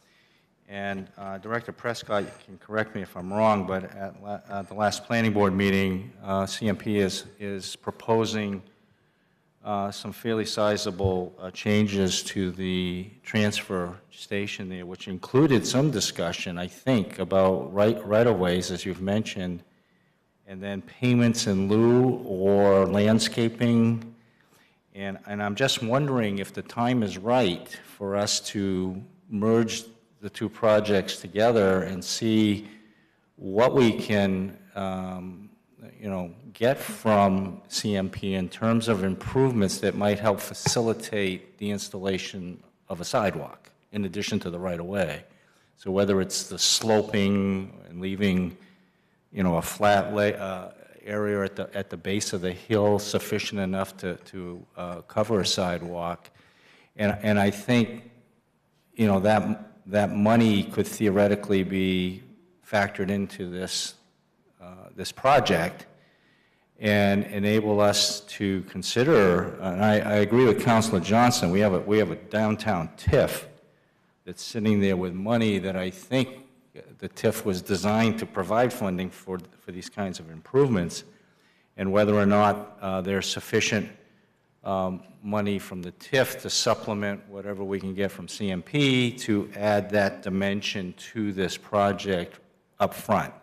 Okay, so that's just a suggestion, and I would be supportive of at least exploring that. And if the numbers line up pretty favorably, I think it would be a good idea for us to contemplate doing this sooner than later. Okay. Thank you. Anyone else? Nope. Director Prescott, then Councilor Gunn.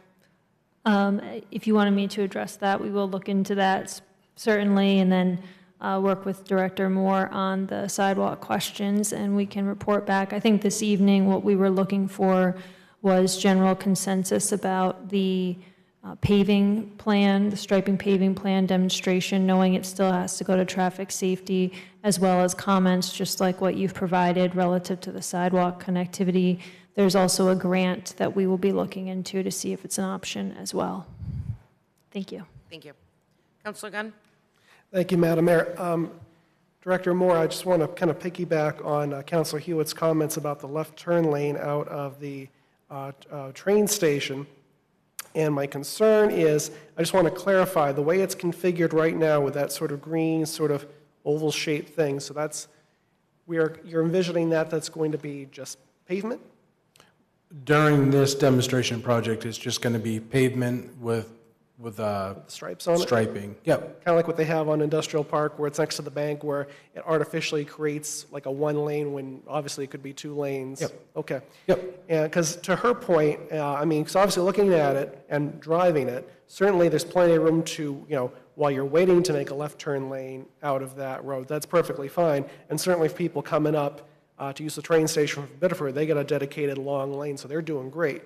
The thing is, even with the road coming up York Hill being on a road diet, even if the traffic is slowing down, the key to actually getting into a left-hand lane and relying on people to actually let you in, it's not a intersection that really sort of engenders people to sort of stop the way they do on Main Street, especially with a lot of those hidden roads, hidden sort of, blind spots, so like with the parking, where people will stop. This, it's almost a rush to get up to the light. And one thing I liked about having the dedicated turn that, in theory would take, allow you, just enforce you to take a left on Water Street, most people that come out will use that essentially as a merge lane. Essentially, they'll come out, and then they will have plenty of time to merge, and it keeps the traffic flowing. I think leaving that as something similar to that, similar to what they have on Route 1, where it's a dedicated sort of turning lane where anyone can use it, just depending on what the situation is. Well, no one's certainly going to use it if they're going south because there's nowhere to go. I think it would be prudent just because, I said, line of sight, not to mention just the timing of those lights, though, because even when you do get a chance to make a left turn lane, all of a sudden the lights have gone on the other direction, and it really, the irony is that it's the Saco transfer station, making a left turn lane out. It's actually harder for people to get back into Saco than it actually is into Biddeford. So keeping that as some sort of left turn lane that you can merge into, I think would be overall prudent, since we're not talking about signaling that.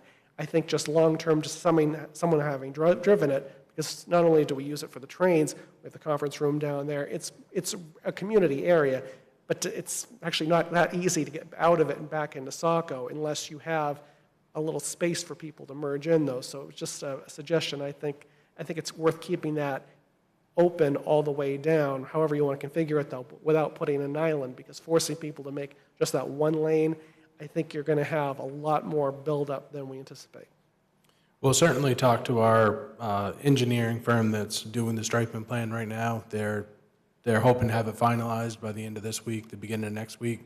But I can certainly talk to them about that. They've done all the traffic counts for the stuff that we had to provide for DOT to do the road diet. So we can certainly look at that and the traffic volumes. And that's kind of the other reason that, we want to do this demonstration striping plan too, so that if we do get something that just doesn't quite work out the way we wanted, it's paint on the ground and not an island that's constructed or anything like that. But we'll certainly look at that.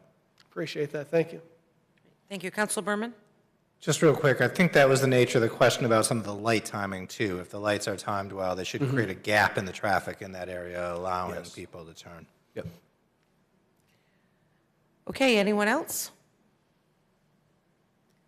All right, not seeing anyone. Thank you so much for the update. Thank you.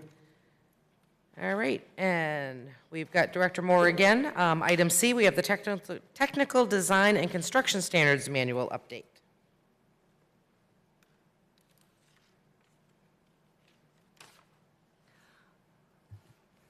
Madam Mayor, I can provide yes, an please. update on this if you'd like. Certainly, thank you. So I've been very grateful to our city staff for putting together updates to our technical design construction standards manual. This manual outlines technical specifications for how developments work in Saco and are to be designed in Saco. What we've been doing is making sure all these tech specs are in one concise document.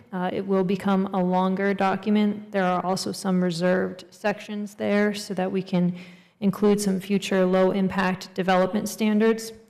I really wanted to make sure that we had these standards in one spot before our current city engineer retires, so that it would be easy to reference. That's why we are doing almost a phased approach. So you will see another amendment to this, I anticipate later this year. I'm not 100% sure when, but we wanted to all work together to have what we had so far written down and ready to go for the city council.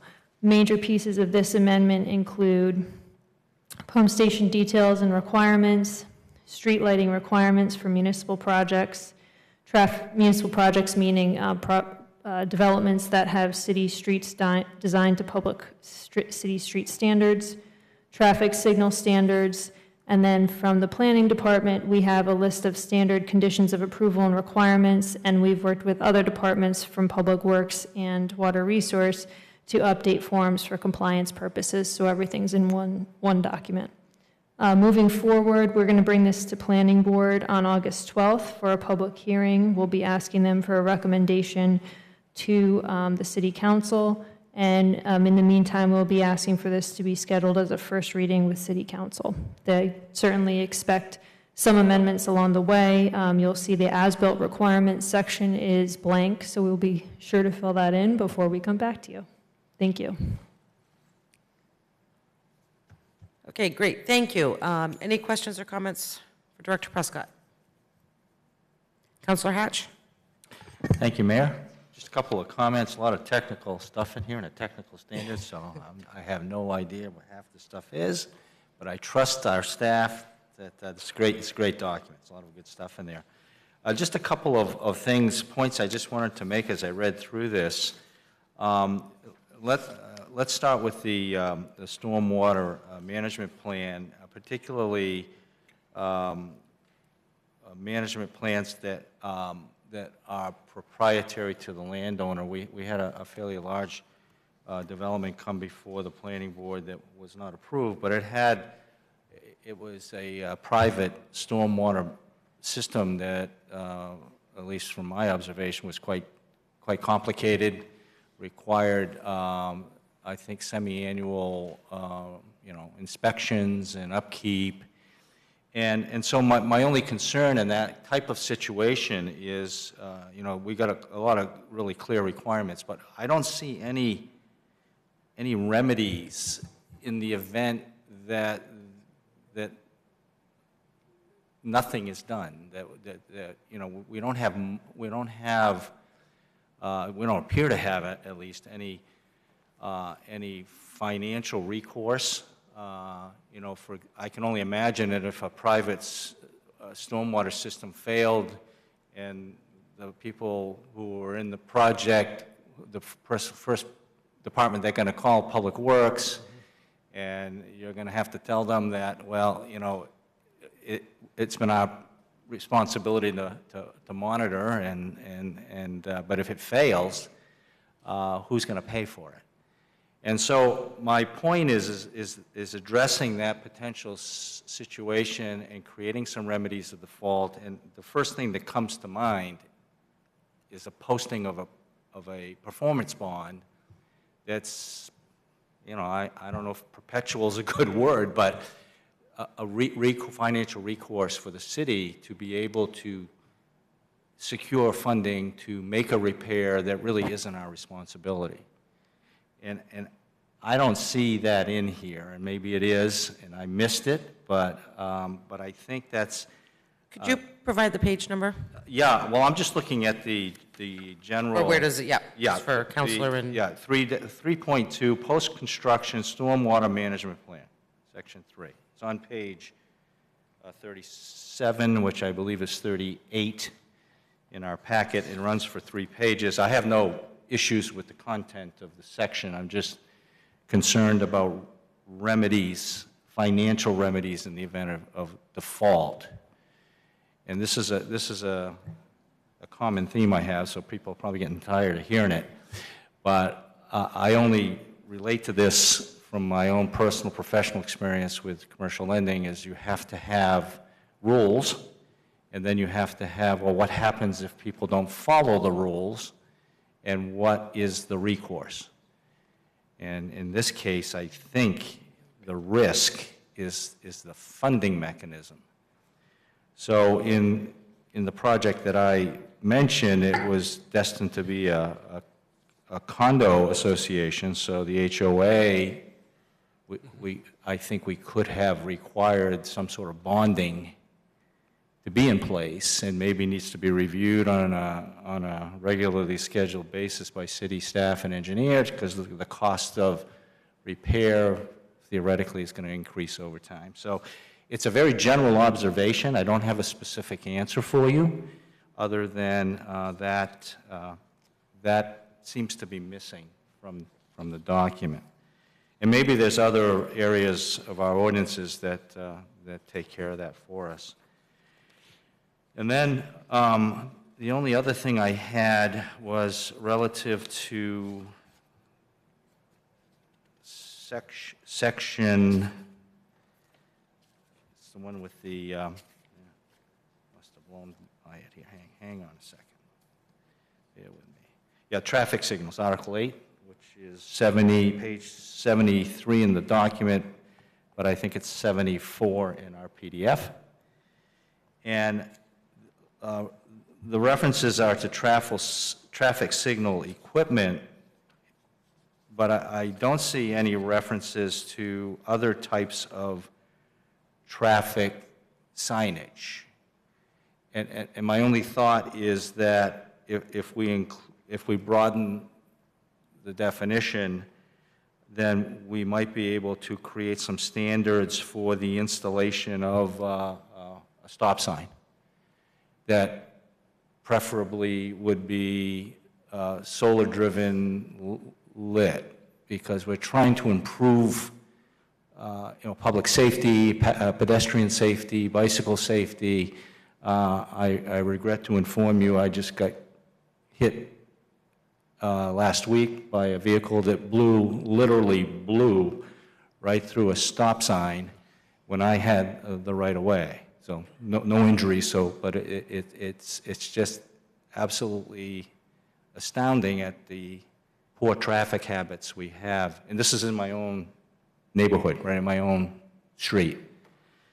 So I just bring that up as a possible consideration to maybe expand the standard scope to include, if we can, the installation of well-lit stop signs, yield signs. I understand we have problems, people entering the turnpike the wrong way. If you see the signs now, they're all over the place, they're all lit.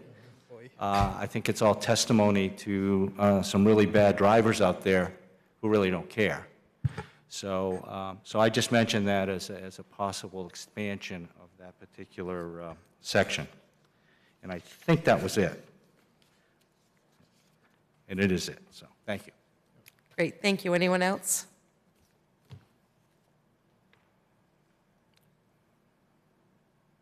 Madam Mayor, I think I may be Yes, able please. to slightly address, and we can more formally address this when we bring it back. But we did update Form 2, the annual stormwater management facilities certification, to require a remedial action deficiency compliance plan of 60 days.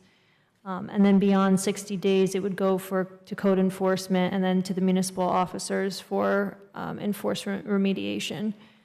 And then when we go into enforcement remediation considerations, we would follow the code provisions for remediating that.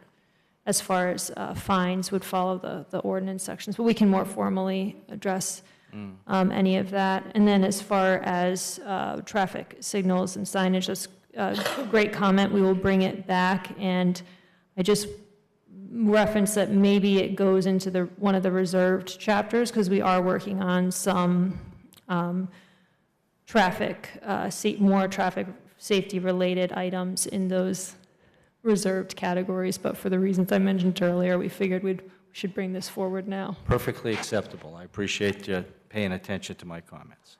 Thank you. Okay, thank you. Anyone else?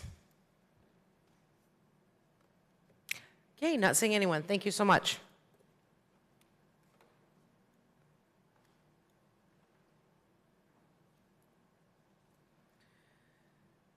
Okay, moving on to the last item this evening, Saco Citizen Grievance Review Committee update. And we do have Councilor Hatch with the initial update on that. Thank you, Mayor. I'm going to provide some introductory comments and then welcome my two fellow councilors who served on the committee to jump in case I miss anything. And I prepared some notes here, so just bear with me. I just want to make sure there was clarity in my introductory comments. At the December 16th, 2024 meeting of the Saco City Council, the record reflects that I brought forth 4 motions for the City Council to consider.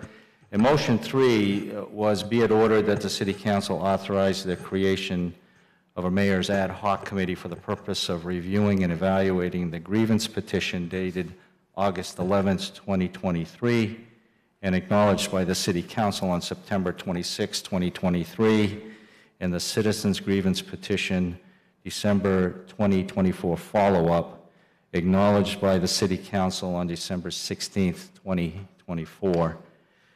The subcommittee shall report its findings and the recommendations to the mayor and full City Council by June 30, 2025. So that was our edict. That motion passed 7-0. In summary, the original citizen grievance petition highlighted several questionable process issues that took place during the planning board's review of a conditional use and site plan application for a 332-unit residential condominium project called Lincoln Village, which was located on an undeveloped parcel of land at 321 Lincoln Street. The original grievance petition raised, in quote, serious questions regarding the manner in which some members of the Saco Planning Board and city staff conducted themselves during the hearings and deliberations, close quote. The later filed call to action grievance issues identified 5 additional concerns beyond those listed in the original grievance petition, including but not limited to the conduct of the then city solicitor, clarification of the current status of contract zones, and clarification regarding the management of the assets of the Lucia Kimball Deering Trust. The committee's final report, which is included in tonight's packet, highlights specific citizen grievance issues. The mayor appointed and city council approved committee, which was composed of Councilor Gunn, me, and Councilor Johnston, reviewed all citizen grievance related information and submitted this report to the city council for review and consideration. In the report, you will note several key recommendations made by the committee for council consideration. These recommendations suggest future city council steps, including votes to amend specific city codes, the planning board's standard operating procedures, or SOP, the city's purchasing policy, and the city's code of ethics conduct. The recommendations made by the committee are viewed as being an actionable part of the City Council's charter-granted authority as the policy-making body within the city's governance structure. I would like to read the last paragraph of the 8-page committee report into the record. In conclusion, the Saco Citizens Grievance Review Committee devoted considerable time and effort to reviewing the citizen grievance issues as they were presented. As a direct result of this review process, the committee has acknowledged that careful compliance with the city charter, city code, city policies, and departmental standard operating procedures by all elected officials, staff, citizen appointees, and paid professional appointees is crucial for securing the full faith, confidence, and respect of the citizens being served. The committee hopes that addressing this grievance process serves as both a starting point and a continuation of a more effective and transparent level of municipal governance for the city of Saco. And I'll leave that for comments for my fellow councilors on the committee if they would like to add. Councilor Johnston? Thank you. I don't have too much to add at this point. Just, it's new business. I'm not certain that, this is the moment to be specific driven. I do want to take the opportunity to thank Mayor McVeigh for the action of creating the ad hoc committee, and I was very adamant back in December and prior to of my personal feeling that council had an obligation to the citizens of Saco to really look into what was being asked of us. I again would personally like to thank Councilor Gunn and Hatch, as well as the members of the public that attended several meetings for indulging me personally for many hours with several of my well-intended rants that I'm known for on a variety of topics. But in all seriousness, I think that we, while it might not all come through in that report, I think that we were highly productive and thought-provoking in our discussions. I think, you know, those that have listened to me, that know me, there's a lot that circles around up in my head. It's not necessarily always organized, and it's usually centered around process and governing of you know, the city or documents. I found this opportunity really kind of allowed me to share a lot of that with other counselors and get their feedback and the public, which I found personally helpful. You know, at some points I think that I'm just crazy, and there isn't necessarily an issue there, but you know, sharing it, you know, there is a there. Yeah, so I think a special thank you is due to Councilor Hatch for taking all that unorganized chaos and summarizing it in a concise manner. So I don't think we'd probably be here if you hadn't kind of stepped up and done that for us. But I guess lastly, to the rest of council at large, I think there's a lot to be done. And again, I don't necessarily think it all comes through in our report. We were tasked with that grievance. We tried to address. Again, thank you to Councilor Hatch for keeping us on target, because I probably could have kept the three of us there for a year plus. And you know, early on, you kind of guided us with that. Hey, this is what we're tasked with. But I found that a lot of the issues that, or at least, again, my own perspective of issues were tied to a lot of what was in those grievances. And those are, you know, areas of charter, code, policy updates. You know, it's not any one individual's fault. It's, hey, well, we can go back to the technical manual, right? That's an example where we had a lot of these things that were standards that were out in a variety of different areas, and they weren't concisely put in one location. And that came about in 2021. I was thrilled with, you know, Joe and staff taking that on then. But we have our own governing documents that are extremely out of order, and it leads to a lot of confusion and chaos and really things that should have been avoided if we had, and I say we, collectively councils, had been updating and making informed, deliberate process towards doing that on the regular. So, like I said, I won't go into the details. I know that the three of us all have our own areas that we're interested in, but I would say that I would really request and hope that the rest of council is willing to kind of roll up their sleeves and dig into making these changes. So thank you. Great. Thank you. Councilor Gunn?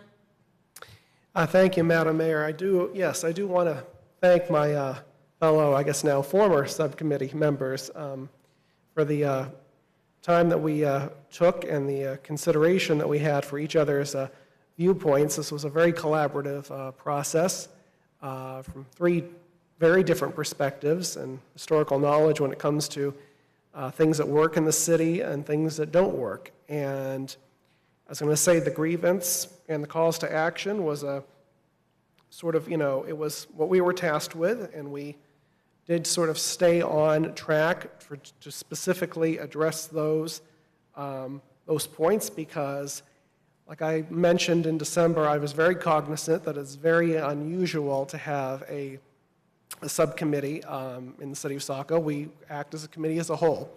So the idea that we sort of took this on, essentially so the entire council wouldn't be burdened by going into the deep dive that we did take many a times this spring.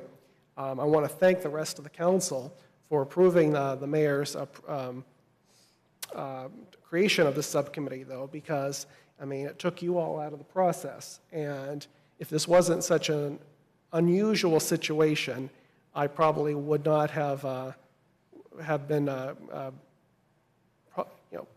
in favor of it, though. But given the process and given what needed to be done in order to sort of, put a capstone on what happened, on our response to the calls to action and the grievance, and I thought it was a prudent use of our time, as well as engendering a greater conversation about council responsibility, powers that the council has that have not been utilized, responsibilities that the council has let pass off to the committees and staff, some by statute, some by convention, that has put us in a position where if and when the next Lincoln Street or controversy comes along, I want the public to have the confidence that the buck does stop with us and that the council has their eyes and ears open if there is any functions in the city or a situation where we think things need some oversight and things need some control before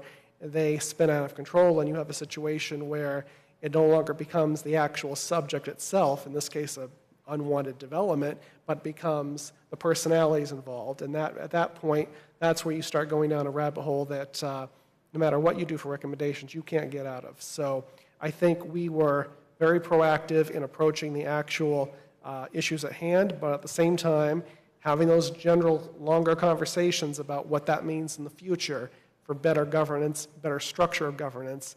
And I think going forward, all three of us, as long as we're on here, certainly are going to put that out to our fellow councilors that as time progresses to encourage everybody to take greater ownership of the power or responsibility that we already have, because the public expects us to take full ownership of that power or responsibility that we have. And while it's sometimes difficult to go down that route, this is not a social club. We signed up to govern, and to have confidence in our own ability to govern, it's not false modesty. It's sort of, the public trusted us with this right, so therefore, let's take full advantage of that trust and try to do best for everybody else. Thank you. Great, thank you. Any questions or comments for any of the members or, okay, Councilor Berman?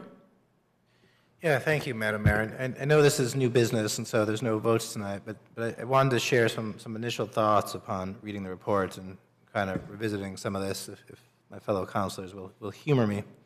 And first, I just want to note that I greatly appreciate the work of the councilors who served on the committee, Councilors Hatch, Gunn, and Johnston. It was a lot of meetings, it was a lot on our plates, clearly a very thoughtful, deliberative process. I agree with the vast majority of the suggestions that they made, and just to respond to Councilor Gunn, I don't think council is out of the process at all. Indeed, I think the real process starts now. So I appreciate you guys setting us up to really tee that off with an informed perspective and going through a lot of this for us. I also really just want to echo that I appreciated the calls for review of our purchasing procedures and our code of ethics policies in particular. I think really a thorough review of our ethics guidelines and trainings covers a lot of the issues that I see came up in your discussions and review. I also want to just really note and again highlight that I think the committee really assumed good faith on the part of the petitioners and the subsequent calls to action. And indeed, the entire process, starting with council accepting the grievance petition, continuing tonight, really I think highlights the seriousness with this council and our city takes these issues. In my mind, I still have a little bit of confusion. The original grievance was a petition signed by the requisite number of signatories and resulted in a grievance meeting that I attended and sat back at the table. The status of some of the subsequent calls to action in that second petition have a little bit less of a clear status in my mind. They weren't accompanied with adequate signatures of Saco citizens, and I've also become a little bit concerned about some of the personal attacks on staff and committee volunteers that I read in some of that. So these kind of still stick in my mind as a serious concern. And that leads me to kind of my second point. 95% of the reports you're going to find me to be highly supportive of, but I do have some concerns about the plan for restructuring the planning board membership. There's some limitations that I think are going to come out of this proposed on the makeup of the planning board. And I understand that it's not hard to imagine that a realtor on the planning board might have a direct conflict if they end up listing a project approved by the planning board. That's very obvious to me. But it's not clear to me that such a conflict is unique to realtors.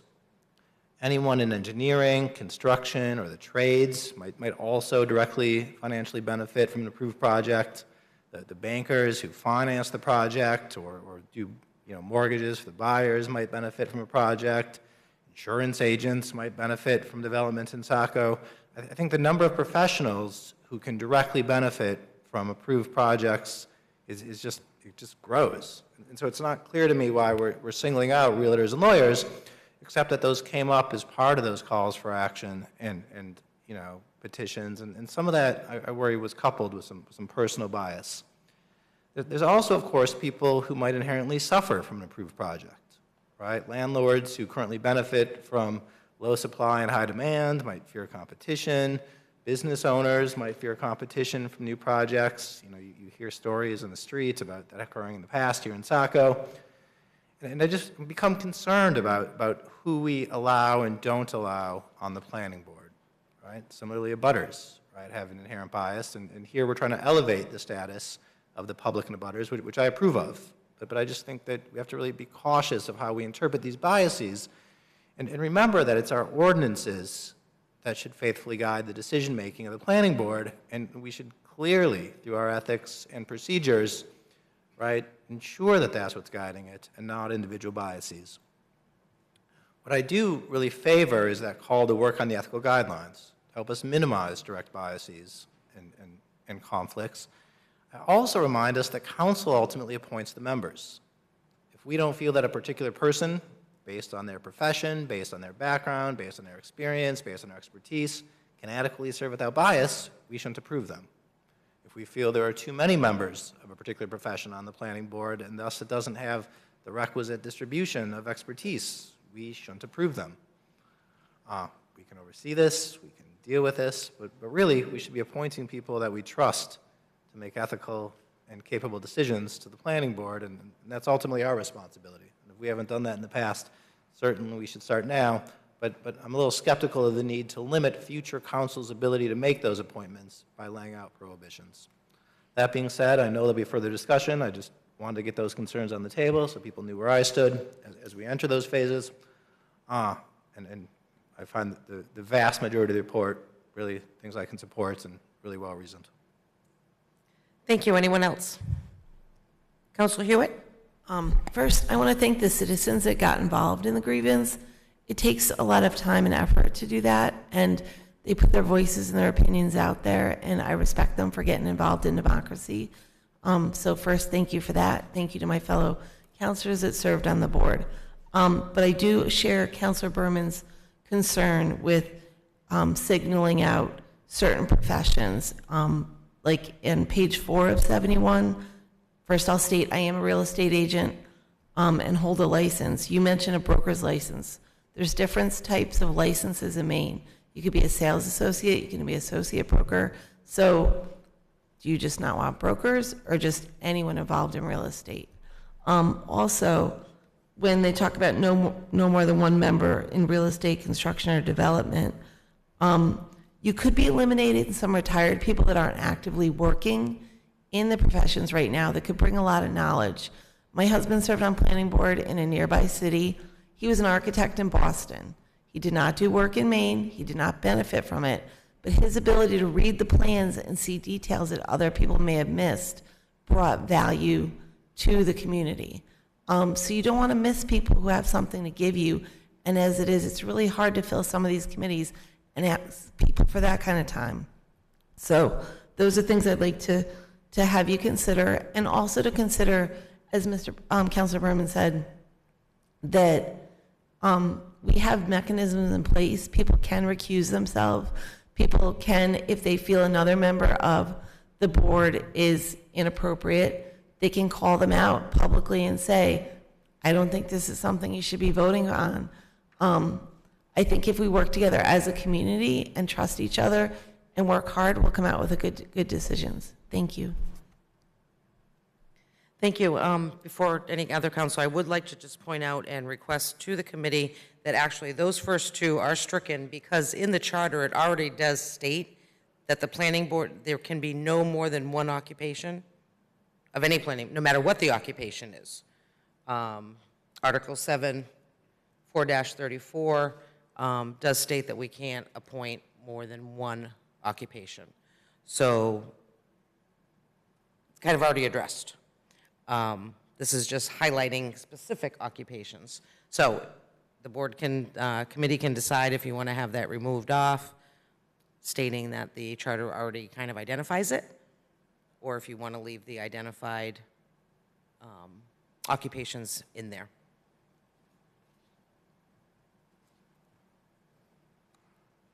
Anyway? Yes. Oh, I'm sorry, Councilor Hatch? Or Councilor Edwards? Well, thank you, Counselor. So I just wanted to thank the committee for the work. Being a new person on the board, on the council, it was very educational to me. And I also want to thank the folks that were part of the original grievance and the subsequent grievance for bringing this and being part of, as Councilor Hewitt said, part of democracy. I found it very useful. Thank you. Thank you. Councilor Hatch? Thank you, Mayor. Although I appreciate the specific debate on these are recommendations, and I think that what we should talk about is what's our next steps. Yeah. And we have made recommendations, but we were only 3 voices and trying to bring forth some suggested changes that need to be debated and then approved, voted on by the entire council. So there was no, these are, I just want to emphasize, these are recommendations. We do need to Councilor Gunn's point, we do need full council involvement in the next step. So I'm going to get out of the committee role, and I'm going to get on the council here, and I'm going to make a suggestion on how we move forward. And I tried to, I wrote the document with the help of my 2 colleagues, but there's a lot of stuff in there, okay? And so I think what I'm going to suggest here as our next step is to take the document and come up with some segments of action items. And so I'm going to suggest here, for the sake of discussion, that we actually separate these recommendations into 5 categories, which each one of them would have their own action item associated with it. And we can start with the new business and move into the steps.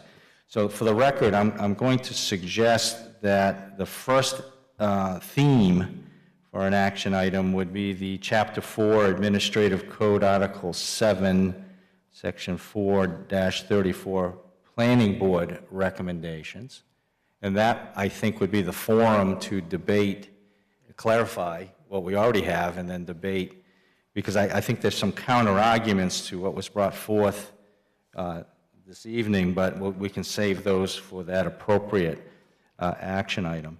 The second one I would suggest be worthy of its own agenda action item topic would be the Planning Board Standard Operating Procedures, Sections 4 and 7. And I've got references here, so that's on pages 3 and 4 of the report itself. The first one was page 2. The third suggested action item topic would be the discussion regarding the City of Saco Code of Ethics Conduct, Section 2, Commitment to Ethics and Proper Conduct, which is in page 4 of the report. The fourth topic, action item topic, would be a discussion about City Code Chapter 15. That's the Funds Article 2 for the Lucia Kimball Deering Hospital Fund, Section 15-10, Board of Trustees, which is on page 7 of the report. And finally, the 5th topic would be the City of Saco purchasing policy, which is referenced on page 8. And I think by separating out these topics, we can debate, we can vote, and we don't want to commingle a vote that might mess up the other 4. So that's just my suggestion, and I think if we can get them into the agenda process, Mayor McPhail, we can then vet, you know, whatever it is we want to have happen here, we can vet. I do want to go on record, though. I have to make this comment. I made it publicly before. I've been, by choice, I've been planning board liaison. This is my 2nd term, okay? And I've said this publicly. I can tell you from my own observation, because I was observing the 4 years prior and saw some of this stuff materialize, there have been vast, absolutely vast improvements to the planning board process, both from staff level. We've had some fabulous new appointees to the planning board. We have 2 remaining planning board members from the era where these events occurred. They've stepped up, they've improved their game, they've been responsible. It's a whole different ballgame. And I think that with that in mind, some of these changes will only make what's been made better even better. So I do think in defense of our current team of planning board staff and planning board itself, there's been vast improvement. So that's my recommendation from moving forward for 5 agenda topics, if that makes sense to everybody. And just to add to that, yes, that was the plan. So what we plan to do is we will bring the entire report to council for an approval of the report. Then we will take individual sections separate, so that way, again, we have the time to vet, to discuss, to change, amend, whatever needs to be done, and each one will be considered a separate item. So that way you don't feel that it's an all or nothing process. Councilor Johnston, did you have?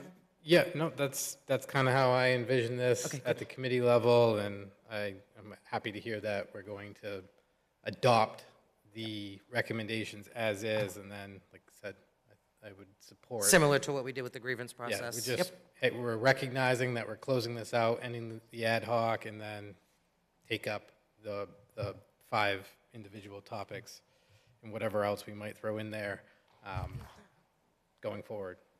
Okay, great. Thank you. And for the record, I do appreciate all of the work that you 3 did.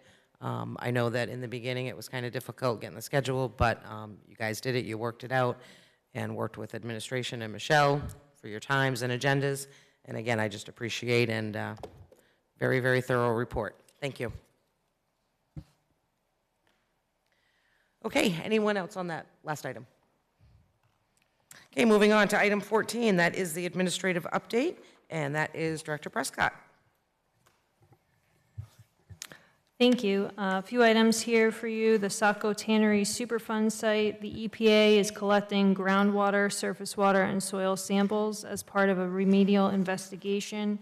They'll be reviewing PFAS and arsenic considerations relative to the site and potential migration off-site. Our staff has been asking our EPA contacts to keep both staff members and residents informed of this ongoing work.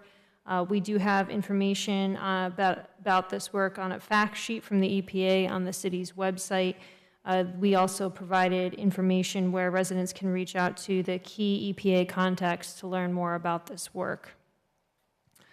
Relative to the Portland Road Master Plan, we have opened up a survey seeking resident input about the future of the Portland Road and Route 1 corridor. We encourage everyone to take that survey, which will be open until August 15th. Following the release of the survey, we'll be holding an info session on Portland Road Master Plan.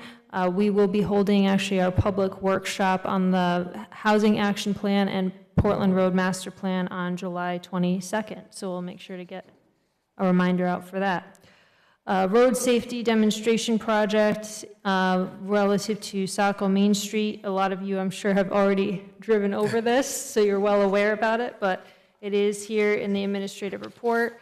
It is connected to the Vision Zero plan. We have been receiving data both before and after this implementation. We have been getting comments, and we've been collecting those comments, and they'll be part of a larger report that gets put out, and it will help us look at that area for future improvements going forward. This has also been funded through a Safe Streets for All grant project, and there's similar demonstrations going on in South Portland and in Portland, and we really encourage community members to not only give us feedback on the survey link, but also to send an email to traffic@sacomain.org, and that's how we're logging all the comments we receive locally. Jenkins Road roadwork beginning July 14th through the 18th. Jenkins Road will be closed to through traffic between the hours of 7 a.m. and 5. The road closure will be located between Davis Drive and Corey Drive. Local traffic only will be allowed to enter and exit during these times. The roadway will be reopened each night to through traffic. The week of July 21st through the 25th, roadwork will continue with alternating one-way traffic, and delays are expected at times. People are encouraged to seek an alternative route. The construction activities are weather dependent, and they could be rescheduled due to weather considerations. Nomination papers for the November 2025 election will be available starting on Monday, July 21st at the City Clerk's office for Saco residents who wish to seek political office in the November 4th general election. A candidate for nomination to the elective office of councilor, warden, or ward clerk shall become qualified by filing a nomination petition signed by 35 registered voters from their respective ward. Nomination papers must be returned to the City Clerk's office, 300 Main Street, no later than 1 p.m. on Friday, August 29th. Thank you. Great. Thank you very much. Any questions or comments? Councilor Gunn? Not a question, but more of a comment, though, definitely for the public and anybody who's considering running for office. Generally, in the past, the way Labor Day falls, it's always been sort of like the end of the first week of September. It's when your papers are due, but because Labor Day, I think, falls on the 1st this year, or maybe the 2nd, that's why it's sort of pushed back a week, though. So very important, though, that you get your papers in end of August, not first week of September. Just anybody out there who's hasn't come in, said they're interested, but they're, organically thinking they want to run for office. Is it August 29th, you said? Yeah, there we go. Thank you. Great, thank you. Anyone else? Okay, moving on to item 15, that's council discussion and comment. Any councilors wishing to speak? Councilor Johnston? Thank you. Yeah, I just wanted to address the two gentlemen that spoke earlier tonight. The first spoke on Chapter 169 of recreational vehicles, and I'm not going to pretend I'm well versed enough in that particular chapter to fully understand. I will say that I am fully aware of people of my own constituents that are operating or living in a RV or a recreational vehicle, short term. It sounds like I understand the intent. I have the chapter in front of me, I'm reading it. I certainly can understand where this could be deemed a problem, but I also recognize that it hasn't been amended since 2003 rather. So I would request that we collectively kind of hear from the code office as to what their concerns would be, and certainly with the housing situation we are in these days, I can see where maybe there's some exceptions to the rule that we might want to consider.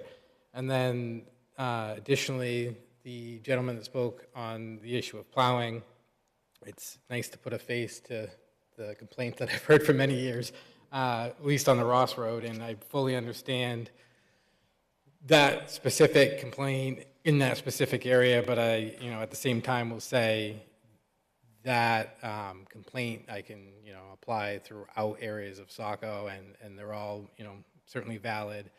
whether it's plowing or I want a sidewalk, and I'm not saying that, you know, the Ross Road might not, or it might be worthy today. It could very well. I mean, as the individual even stated, you know, it's kind of been I'll be honest, I don't know if it's a written rule, but it certainly has been a policy of the city to plow specifically within a mile of the schools. I recognize that that's also, you know, pretty close to Thornton Academy. I know that former Mayor Doyle, this was an issue that he had brought up previously, and it's certainly not easy to you know, figure out who gets it plowed and who doesn't. But I would advocate, and I think this came up previously, Councilor Gunn, you might remember that. It's your ward.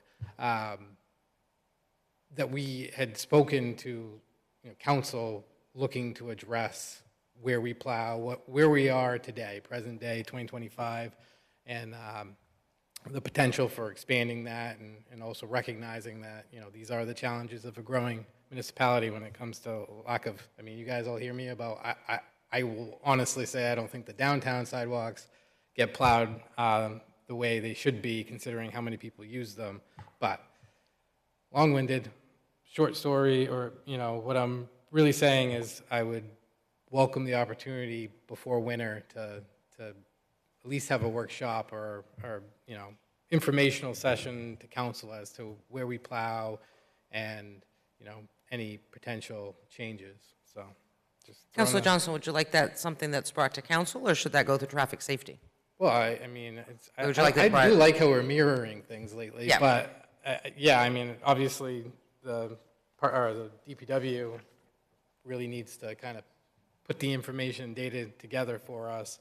I don't want to speak out of both sides of my mouth. I mean, last winter I'm complaining about the downtown, but okay. I do think that, you know, it's a valid question, and we should at least address as to why we're not plowing from the member of the public, and potentially expand our plowing. Yeah, so. Can certainly work.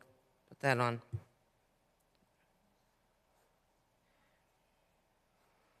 All right, anyone else? Councilor Edwards, then Councilor Gunn.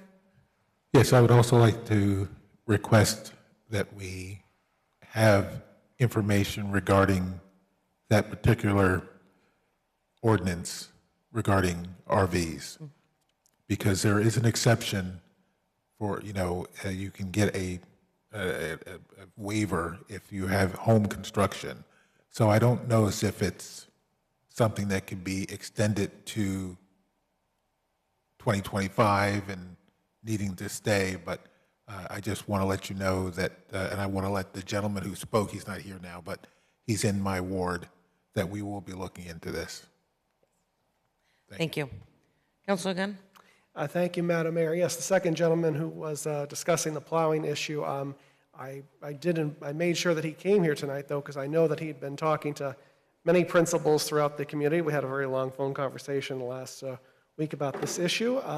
That being said, I mean, he makes a good point, though. It's 1.1 miles from a school, but at the same time, high traffic, foot traffic for people that are walking to that high-use medical clinic, though. So it definitely does, I think, cause the council to consider a policy in lieu of the unofficial policy that was adopted by Public Works, essentially to codify when and where we do extra plowing, high traffic, foot traffic areas, whether it's public safety, whether it's medical, whether it's certain bus stops that aren't, things of that nature. I think we as a consensus can say that, you know, if there's, you know, maybe come to some sort of agreement, like 2 or 3 inches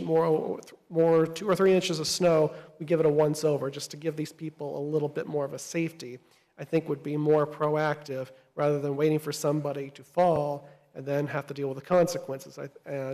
But to that end, I did recommend that gentleman also go to the traffic safety, because obviously I told him, you know, most of the principals involved making those decisions are all in the same room, and you can actually get a more coherent conversation from folks that focus on it on a monthly basis, though.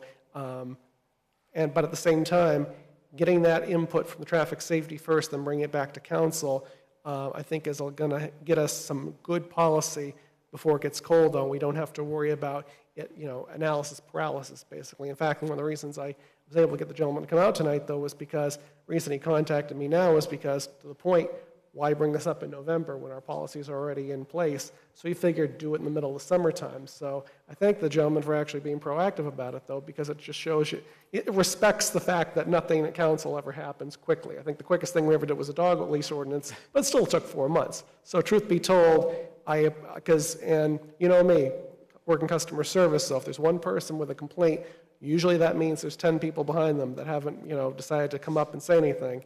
So hopefully traffic safety will have something to talk about when it comes to that and other problem areas throughout the community that could use that extra plowing when the time comes. Great, thank you. Councilor Hewitt? I just want to congratulate Saco Main Street and thank T-Mobile for the Below the Falls Park, which just opened in Saco. It's beautiful. If you have time, definitely go check it out. Thank you. Anyone else? Okay, moving on to item 16 for adjournment. Is there a motion to adjourn? So moved. Motion made by Councilor Hatch. Is there a second? Second. Second by Councilor Edwards. Roll call vote. Councilor Edwards? Yes. Councilor Parks? Yes. Councilor Gunn? Yes. Councilor Berman? Yes. Councilor Hatch? Yes. Councilor Hewitt? Yes. And Councilor Johnson? Yes. Motion to adjourn at 9:35 passes 7-0. Have a great night, and thank you, everyone.